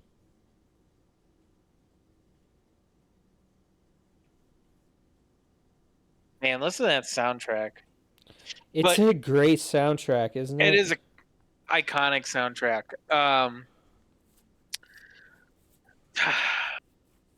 It would not. You're right, though. It wouldn't feel entirely too different than what I'm doing right now, which might be the perfect time to play it because of that. Just meaning like, it's like I'm used to that style. Yeah. It wouldn't feel jarring. Oh man. Man, Toriyama is such a great artist. Yeah. I'm so sad that he's gone. Yeah. Sorry, that's kind of a bummer to end a Chrono Trigger on. But I get it. It kind of had to be said in a little bit, Yeah. This is a really short trailer. So I'm gonna put this. I'm gonna say, like, for the book club, play 1. But then for yourself, but if then you wanted to, if you were like, okay, Go to I want to, 3, right? yeah, go to 3. Don't skip Don't 2. skip I remember 2. you making that note. Yeah. Yeah, play. Yeah, for the book club. I want to tell you, like, play 1 and 3 for the book club, but like, I'm only going to, like, if this wins, I'm only going to require you play 1. Yeah. They're nice and short though. Like, playing the campaign is only like 7 hours or so. But anyways, yeah, let's watch.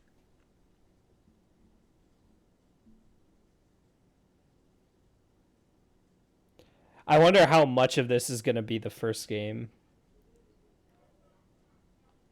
This is 3. The line was from 1. Still from 3. This is all from 1. This is from 1. This is from 3.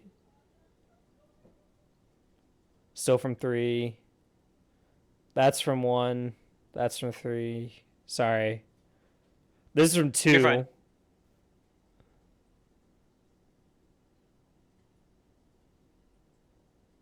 It's mostly 3. Yeah, Capcom new ball. Capcom new 3 is the best. It's the best classic game. Well, I'm gonna make this decision a little easy. This might be the easiest one of the night. I'm gonna go with DMC because I have better capabilities of playing it. Okay. Sorry to the fans of that series. Like, it's one of those things of like, yeah, Chrono Trigger has. I really want to play it. Eliminated. Nothing against it. Nothing against it, other than, like,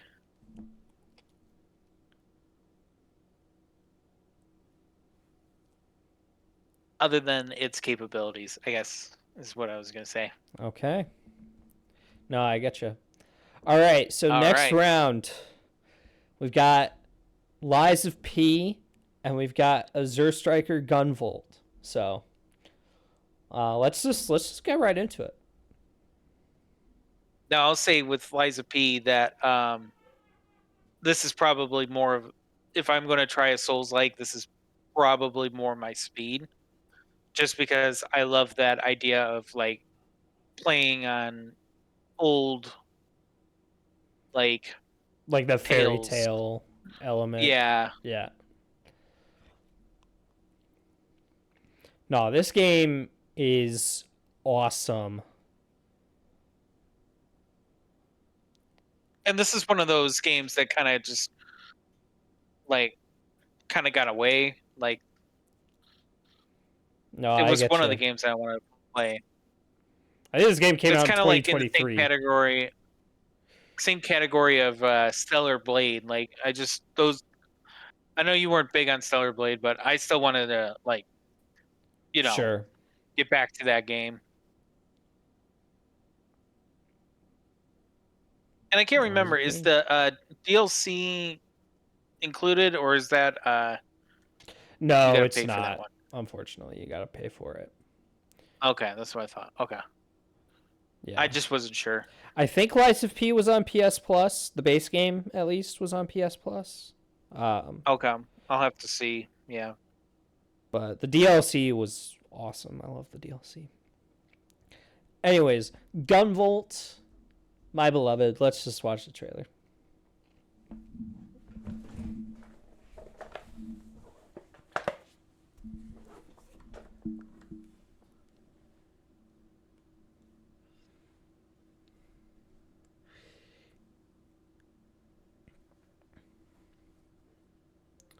It's X-Men, but instead of civil rights, it's capitalism.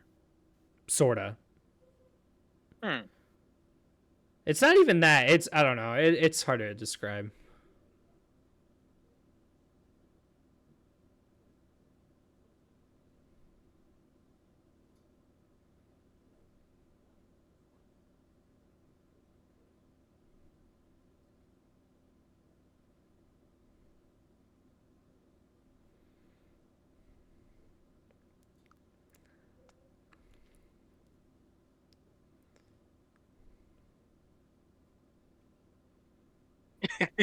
60 FPS. Sorry.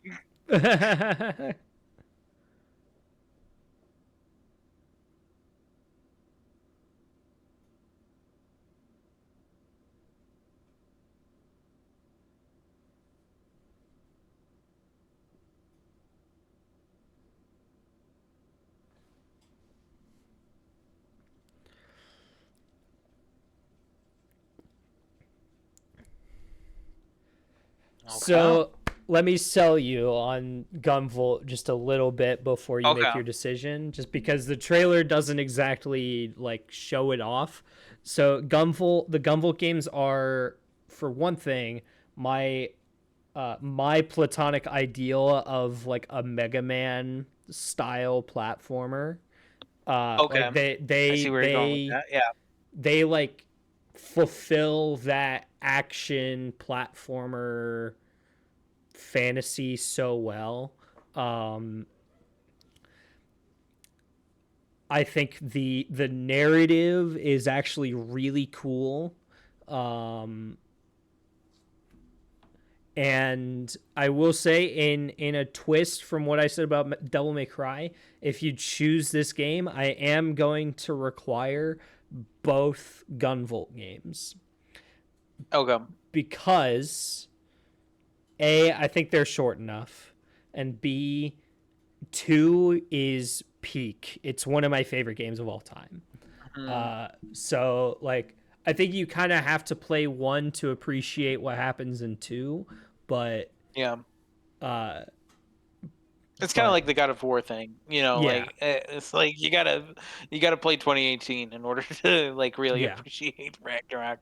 Yeah. Um, So I say all of that. I have an idea of where this is going to go. yeah, it's gonna go to Liza P. Yeah. I not that. Here's the thing. Here's the thing. This would be a tougher choice had I not chose Sanabi Sure. a Sure. little bit ago, Sure. because I would have probably given more of the benefit of the doubt on that, but it, of the two, so my brain's going, of the two 2D platformers that I want to play, it still goes to Sanabi. So Okay. Yeah. No, I get you. I get you. that's my level of thinking behind that. And like I said, it's the one, like this is a game that kind of got away from me. So Yeah. No, absolutely. And yeah, that's to not dismiss Lies of P at all. I no, needed to give Gunvolt the proper absolutely, context. So, I get it. all right. Anyways, let's move on. Lies of P takes it. Okay. Okay, this one I've glazed Slay the Princess. I've glazed Shin Megami Tensei 5 Vengeance. We'll play the trailers and then you're on your own. So, Okay.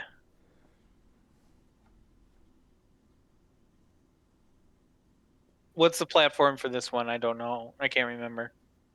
I think everything. Okay.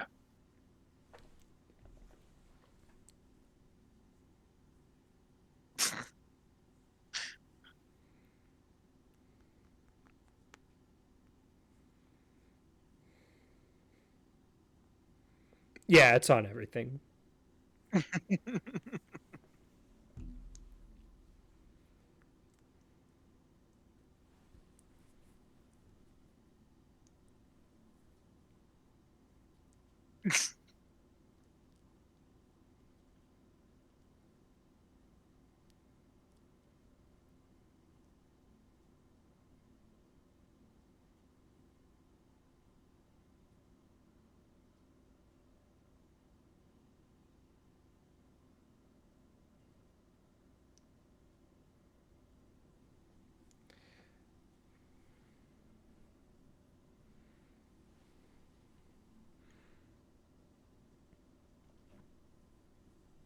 That's very interesting.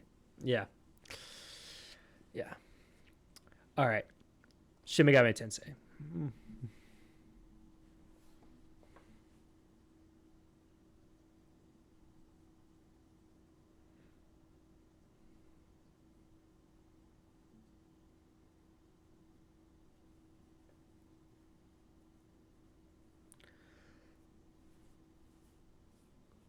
Do I need to like? I know. I assume no, but do I need to like play the like the actual series in order to understand the context of this? No, there's lore stuff, but it's so threadbare that it's not. Okay. It's like if you have, there are like a few thing. It mostly like it raises more questions than answers, I would say. Like the lore raises more questions than it actually like provides answers to, if that makes any sense. Mm. No, I get you.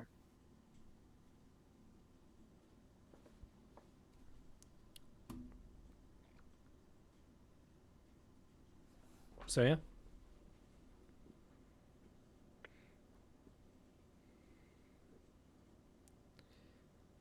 I gotta give it the SMT. Okay. I was But wondering. that's not to say I don't, and that's not to say that I don't find the I don't find the other one like I do find it intriguing. Like it's an interesting concept, Yeah. but also, I mean, that's like the other one's a pretty heavy hitter, if that makes sense. No, So that like, makes sense. That makes sense. Yeah, no, absolutely. It's a heavy hitter for me too. So, all right, SMT5 takes it. Okay. oh no, I did not expect these two at all. Like these two are like left field. Oh, really? Okay, yeah. Yeah, Uh, like well, like I knew you played these games, but like I yeah, yeah, guess I yeah, just wouldn't expect that in your bracket. Oh yeah, man, yeah. interesting. Okay, well, this one, yeah, let's check it out.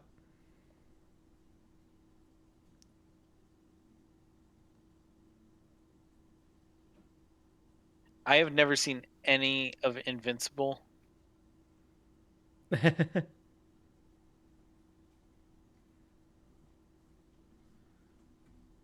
know it's not Invincible, No, I but get you. It it's the very same much has style. that vibe, yeah. Um,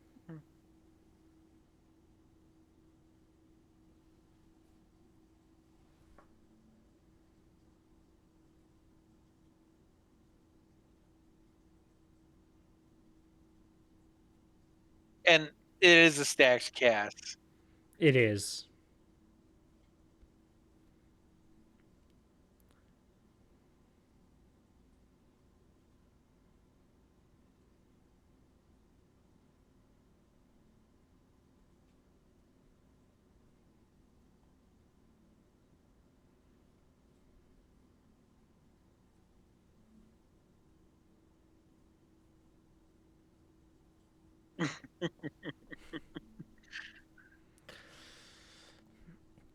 All right, and then And then the classic right here.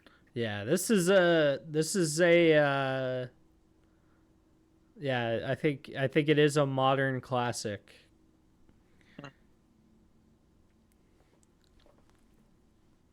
Because it only came out. It didn't come out too long ago. No, not It was too like far. No. 29, like 18, 19.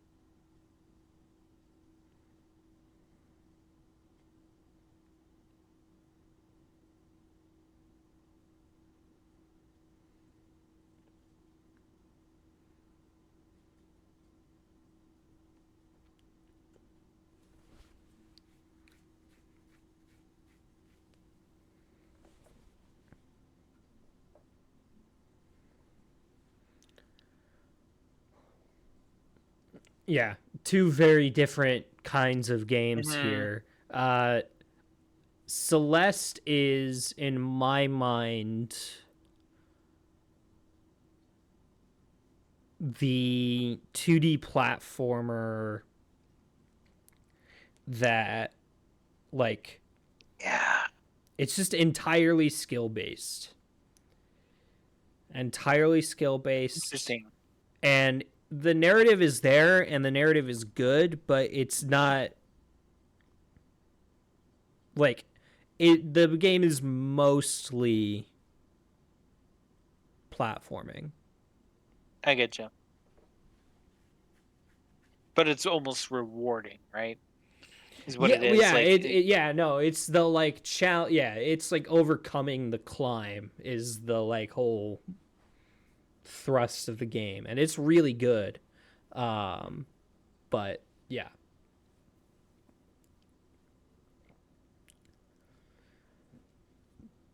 I gotta go with Dispatch.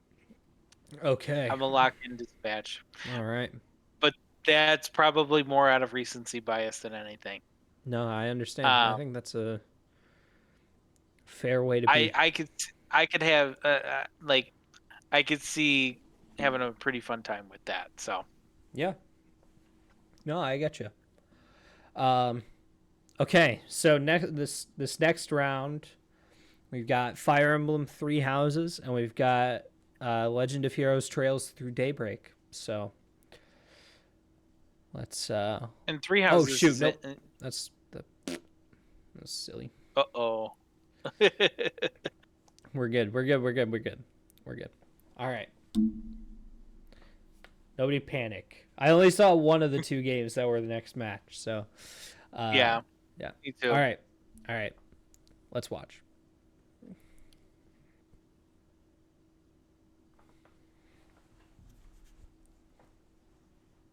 This is like this is almost like peak Fire Emblem too. This is one of yeah. Narratively, it might be the best Fire Emblem. I say might because Yeah. it is a might, but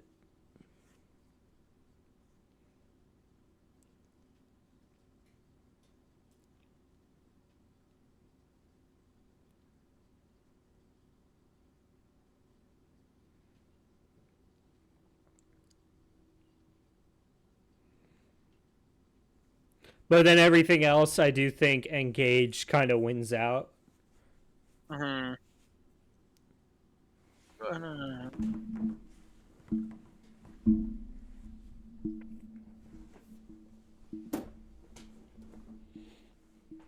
Now I know Three Houses plays differently, if I'm not mistaken, than the mainline series. Is that correct? Like Well, Three Houses, it's Three Warriors. no, it's so Three Houses. The only real difference is that is the like calendar persona elements are Okay, used to like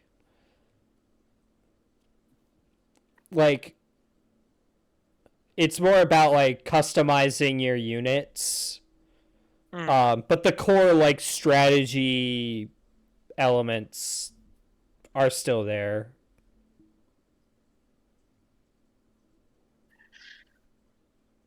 gotcha. This is going to be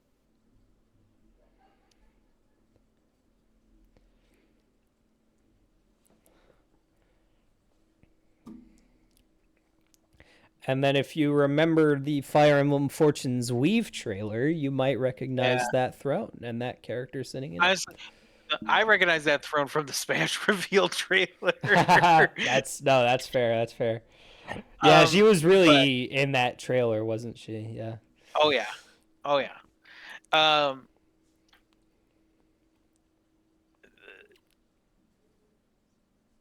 that one's going to be a tough competition. Just I'll just say that it's going to Yeah. be tough to beat that. So Yeah. go ahead. No, I get you.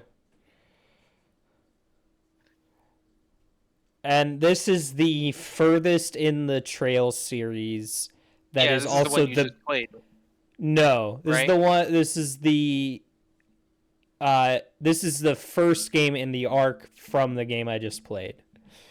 So Uh, the game I just played is the third, is basically Daybreak 3. Um, gotcha. it's not called Daybreak 3, but it's basically Daybreak 3. Right.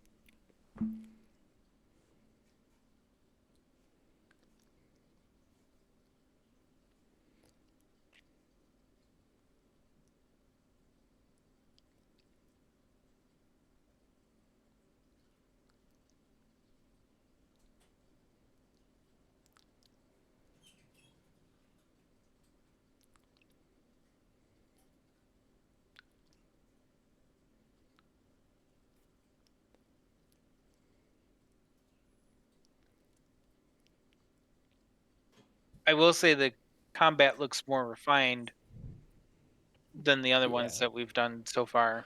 First chapter is the like, because Beyond the Horizon, which is the one I just played, actually came out before the first chapter remake in Japan. So first chapter has probably the best combat in my opinion, in terms of like Yeah. the real time combat. Um, but although no, Beyond the Horizon is probably my favorite now that I think about it. But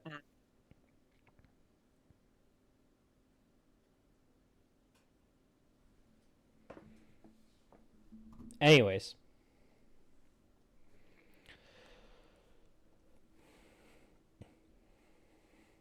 All right.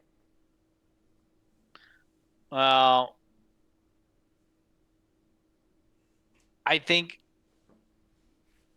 it'll be interesting once the more like the matchups kind of play out because sure. I do genuinely think Trails has a really good shot throughout this bracket, but I think I gotta go with Three Houses, No, I understand. I understand. and You gotta. it'll be yeah. Oh my gosh, what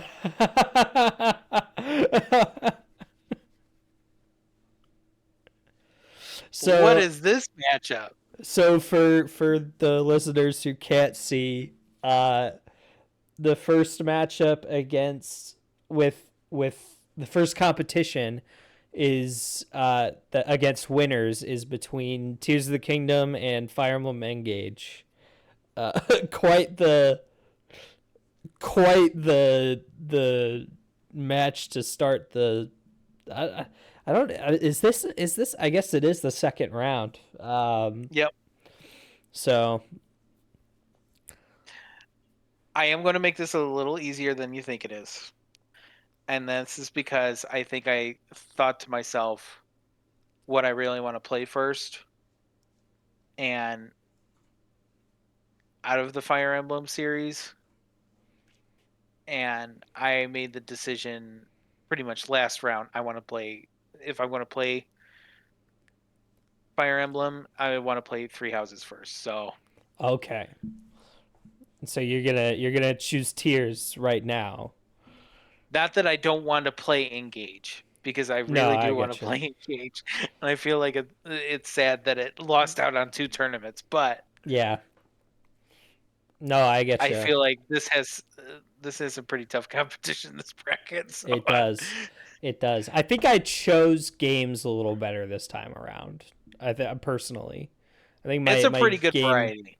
my game selection is a little bit better this time. So, all right. Tears of the Kingdom takes it. Okay. This one might Oh be shoot, I harder. forgot about this. I forgot about the Breath of the Wild still in it. Oh no. Because now it's like, what do I want to do more? Is it Breath of the Wild or Tears? And if that's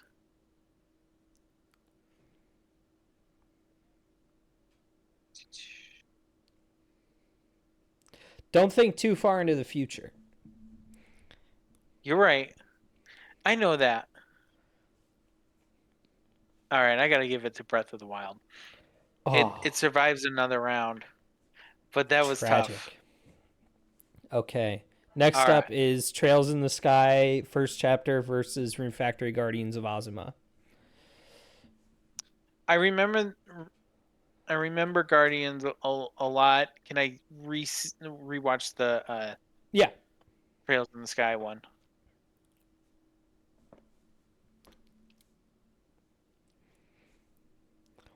We got the entrance to the rabbit hole versus the unknown.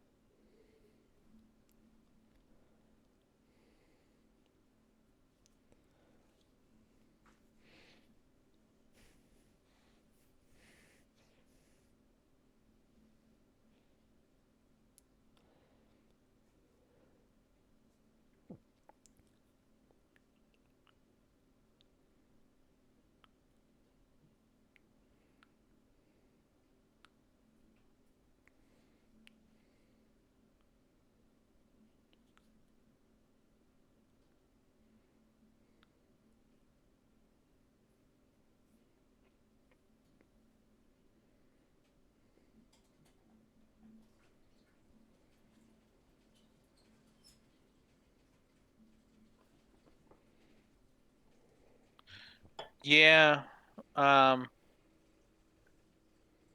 I think I'm gonna go with Trails. All right. And I then oh, right.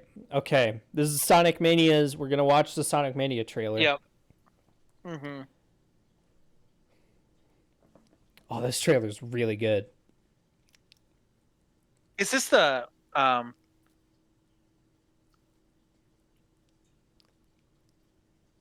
Is this the remastered one that came out like a couple years ago?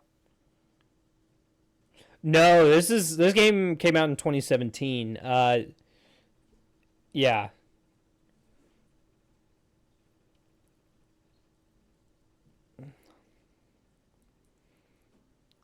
I don't know. I'll let it speak for itself. Okay. Oh, it's just like in that old style. That's what it is. Yeah. I think.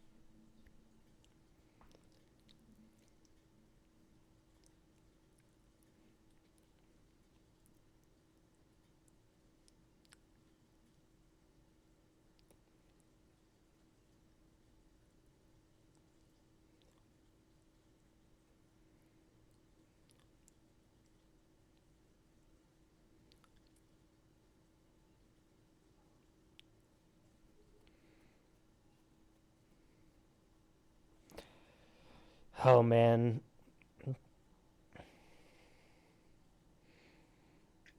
Yeah. So that versus Devil May Cry.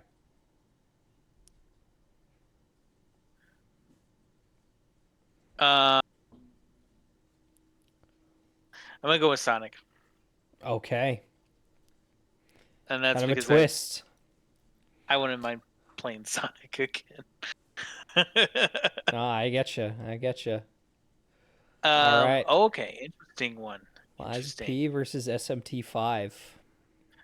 This is like the battle of Ezra's favorite games the past 2 to 3 years Yeah. Yeah, that yeah, yeah. like I keep meaning to get around to. Yeah. So like the best turn-based combat in history Mm-hmm. versus the strongest souls like of today. I'm gonna go with Lies of P, Okay. and that's just because if there's going to be a Souls like that I'm going to play, it's going to be that one, and it's up there on my list of stuff that I want to play. Okay. So, All all right. right, Next up, we've got Dispatch versus Fire Emblem Three Houses. okay, And I'm honestly, this honestly, sucks. I'm gonna save. I'm gonna save. I have something to say, but I'm gonna save it for after you make your decision. This is tough. This is just mean because I thought,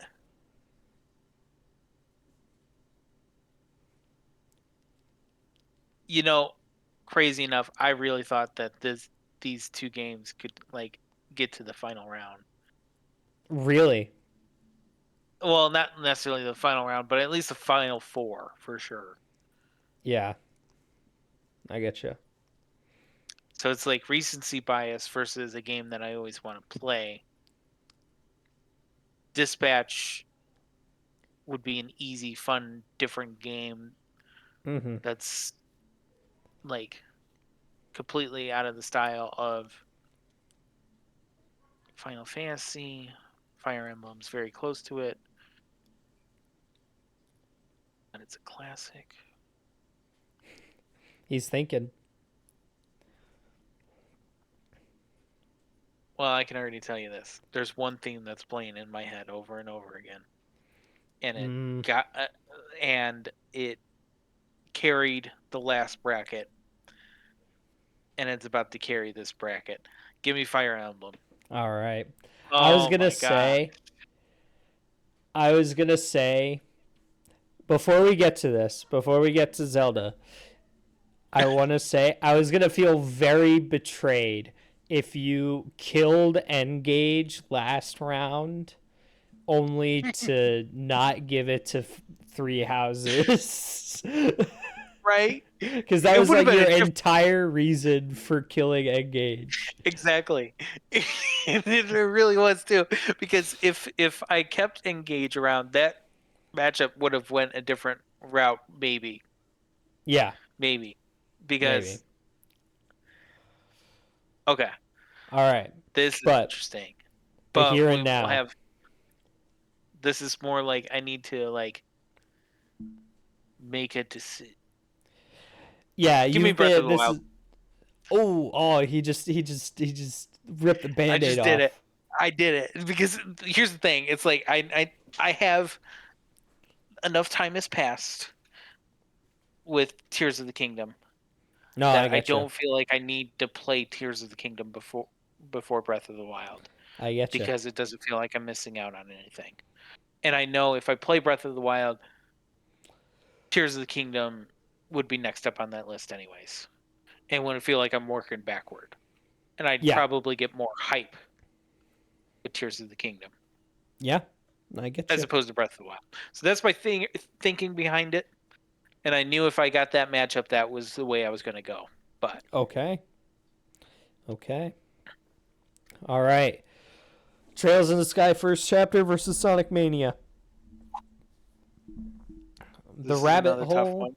versus the one that surprisingly doesn't have any rabbits. I mean, the series has rabbits, but it not in this game.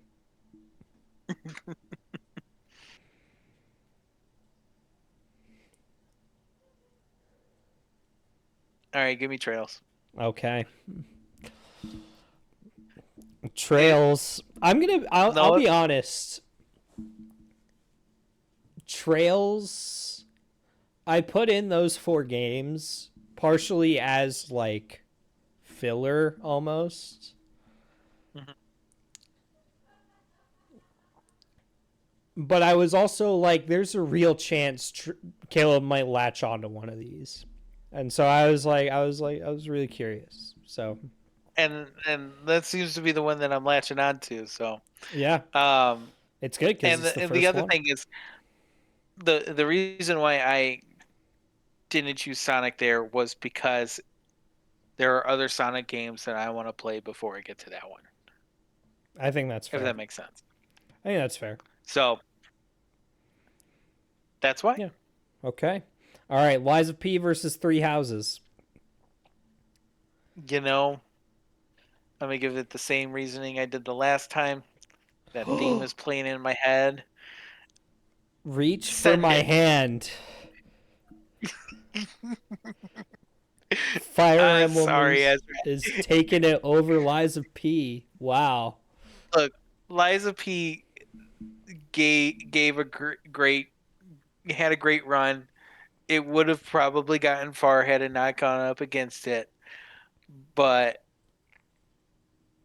I mean, it won 2 matches. it did. It did. But now we got to be getting into like the final four right here. Yeah. Well, So this is that was interesting. the final four. This is also the final four. The next round is the grand final. Oh, oh, interesting. So yeah, I got pretty far then. Yeah. Yeah. It All wasn't that right. big of a bracket. No. We just had a lot of trailers to watch at first. Yeah, as you do. Um, but I like the kind of like the pacing of it because instead of like splitting it up into multiple episodes, we just kind of get it into one. Yeah. Um, Breath of the Wild versus Trail. All right, I'm gonna give it to Breath of the Wild. All right. Goodbye, Sorry to Trails. break your heart. I would have. Man, this is a Oh, shocking final two to me. they're both Nintendo exclusives right here. Yeah. So I'll tell you, I think my favorites would have been like Lies of P, Hmm. um, Chrono Trigger, Hmm. and Engage, and maybe Tears of the Kingdom. Interesting. So Well, I eliminated Chrono Trigger early just because of the accessibility, yeah, accessibility of it, but otherwise it would have gone way further in that. But yeah, now it's down to the final two, yep, and I'm just for the book like club tournament. the last few rounds have been the last few matchups have been a little bit on the easier side. This is kind of Yeah, like feeling of like round one again, where like this is just feels brutal. yeah. Um, but it's interesting not being able to see the bracket. I would have never expected this matchup. No, I Like never coming, knowing even knowing like what was in the bracket, I never would have expected this to be the final two. like the fact that Dispatch got knocked out because of three houses and like Yeah.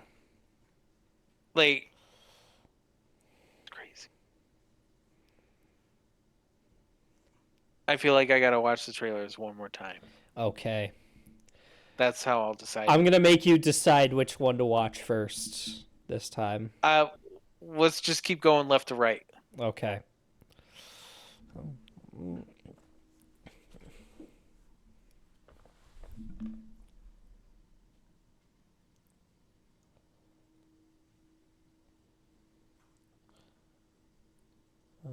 Da dee dee da dee da.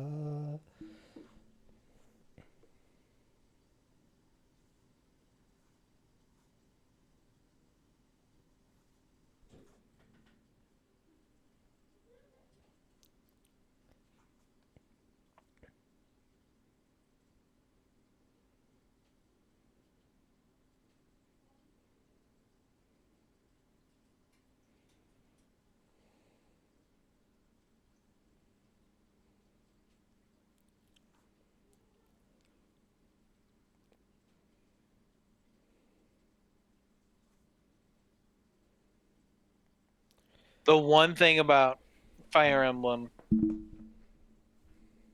is I've never played like a top-down game Oh, like a strategy strategy RPG game. like this. Mhm. I guess I getcha. But that's not to say that I don't. I haven't been thinking about getting into this genre because I've also been looking at Final Fantasy Tactics as well. Oh yeah.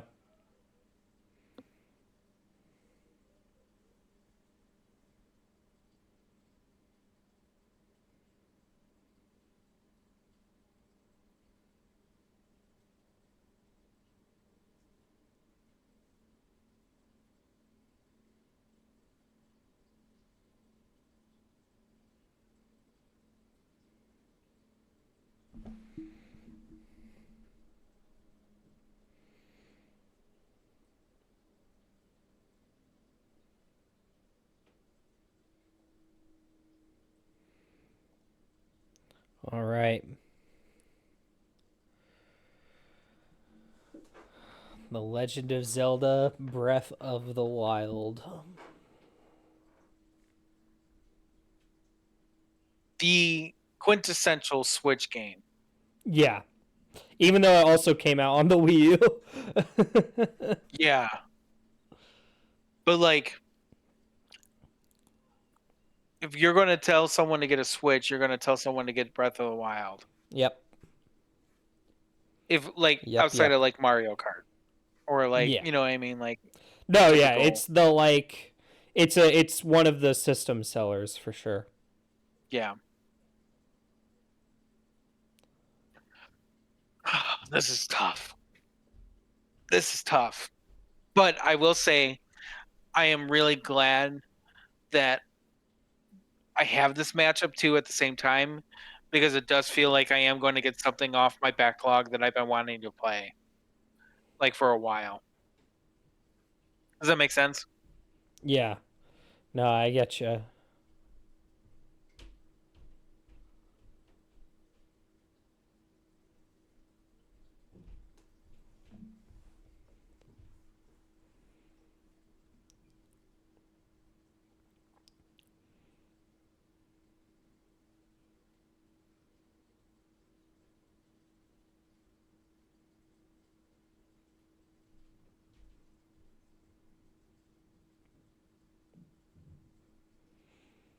It's so interesting seeing these games, this and Tears of the Kingdom, being presented this way.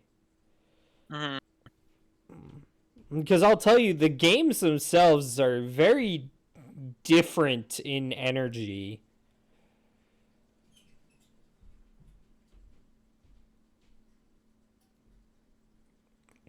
Like, I don't think the trailers misrepresent the games.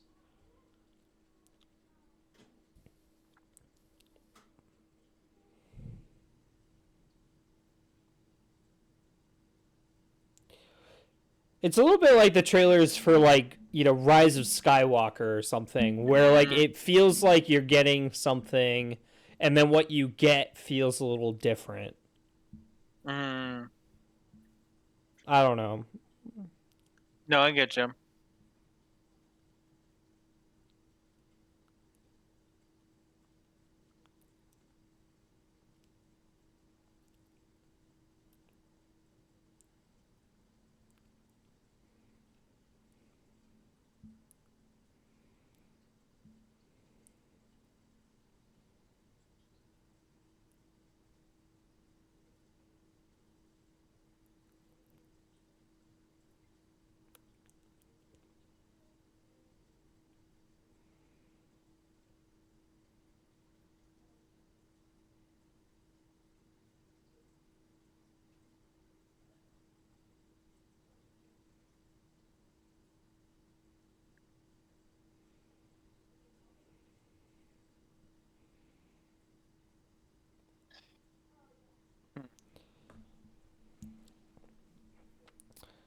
Yeah, still not better than the Tears of the Kingdom trailer, but what can you do? Oh yeah, but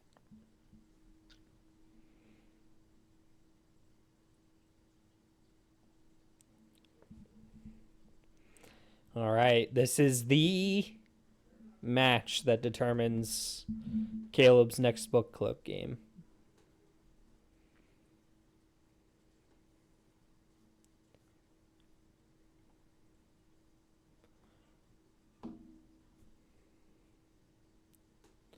And I just know that Three Houses theme is in his head.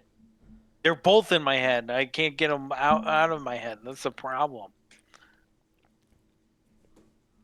I feel like I do a disservice whichever one I choose.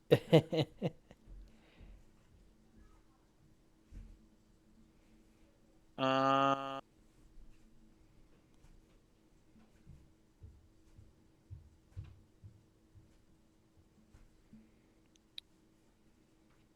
okay. And then so now I'm kind of,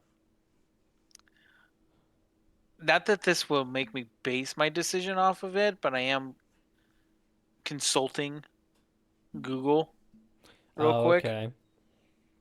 of how long to beat. Oh, sure, yeah. and pretty much they are consistently the same. So that did not Yeah. help sway my decision at all. I'm gonna say How Long to Beat probably inflates Fire Emblems, but Yeah, maybe because not. I don't it know. depends on the strategy. Yeah. Yeah. Um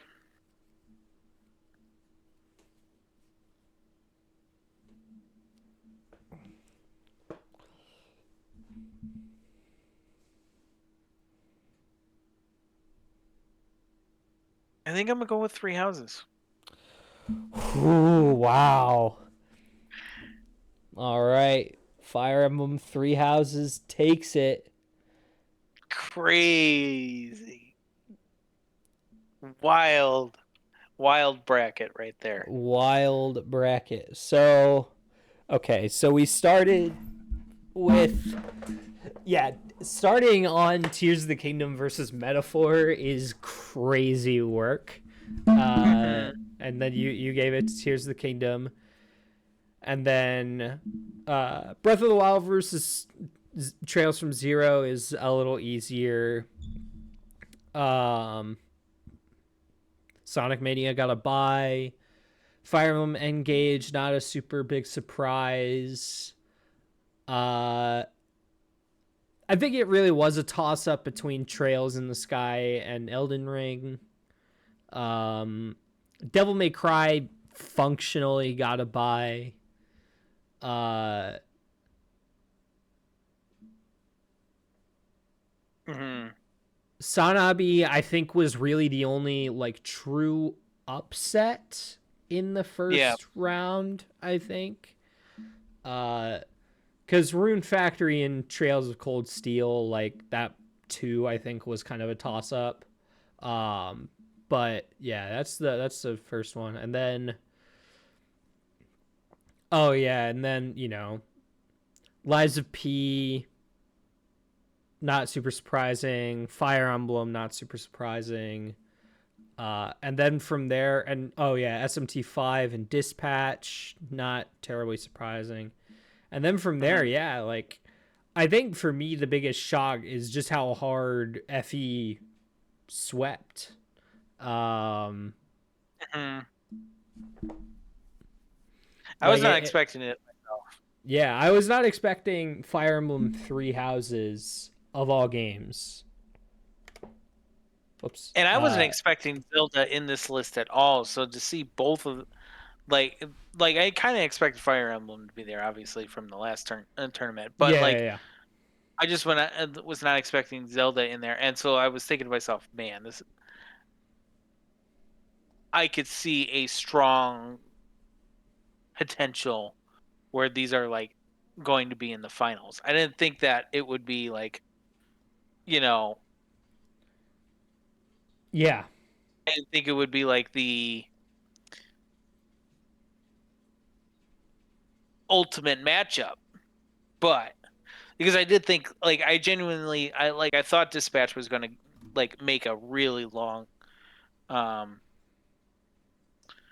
uh, Like a long run. yeah, a long run. but it didn't end up doing that. But Yeah. yeah, Yeah. No, I'm excited. It's it's gonna be very fun. good. Yeah, I'm really interested to hear your thoughts on Three Houses. Um, Hmm. what game, just to round us out, Hmm. of the games that you had to eliminate in the first round, Hmm. which one which one was like maybe you're most interested? Most interested in the first round. Yeah. Of the ones you eliminated in the very first round. Uh, can you repeat the ones that I eliminated? Do you still have that up or Metaphor, no? Uh huh. Hi-Fi Rush, Grand Yep. Blue, uh, Hmm. Cold Steel, Elden Ring, Yeah. Chrono Trigger, Wind Waker kind of counts.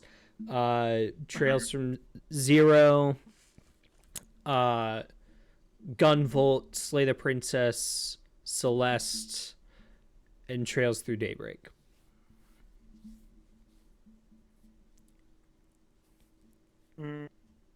Metaphor, I think. Yeah. See, that's the thing is that I do think I maybe if I don't know if I'm able to. The thing was though, I liked the matchups. There was a lot of like to start with a heavy hitter like that. I think made it like Yeah. I guess more like the stakes were higher, Yeah. if that makes sense. Like and not knowing what was coming next was one of the big things. It's like I don't know what kind of bracket bracket, you know what I mean? No, absolutely. I'm absolutely with you there. Um So yeah, well, I'm really interested to hear your thoughts on Fire Emblem Three Houses. I'm really interested to hear whether or not your mystery game is Chrono Trigger. Uh, and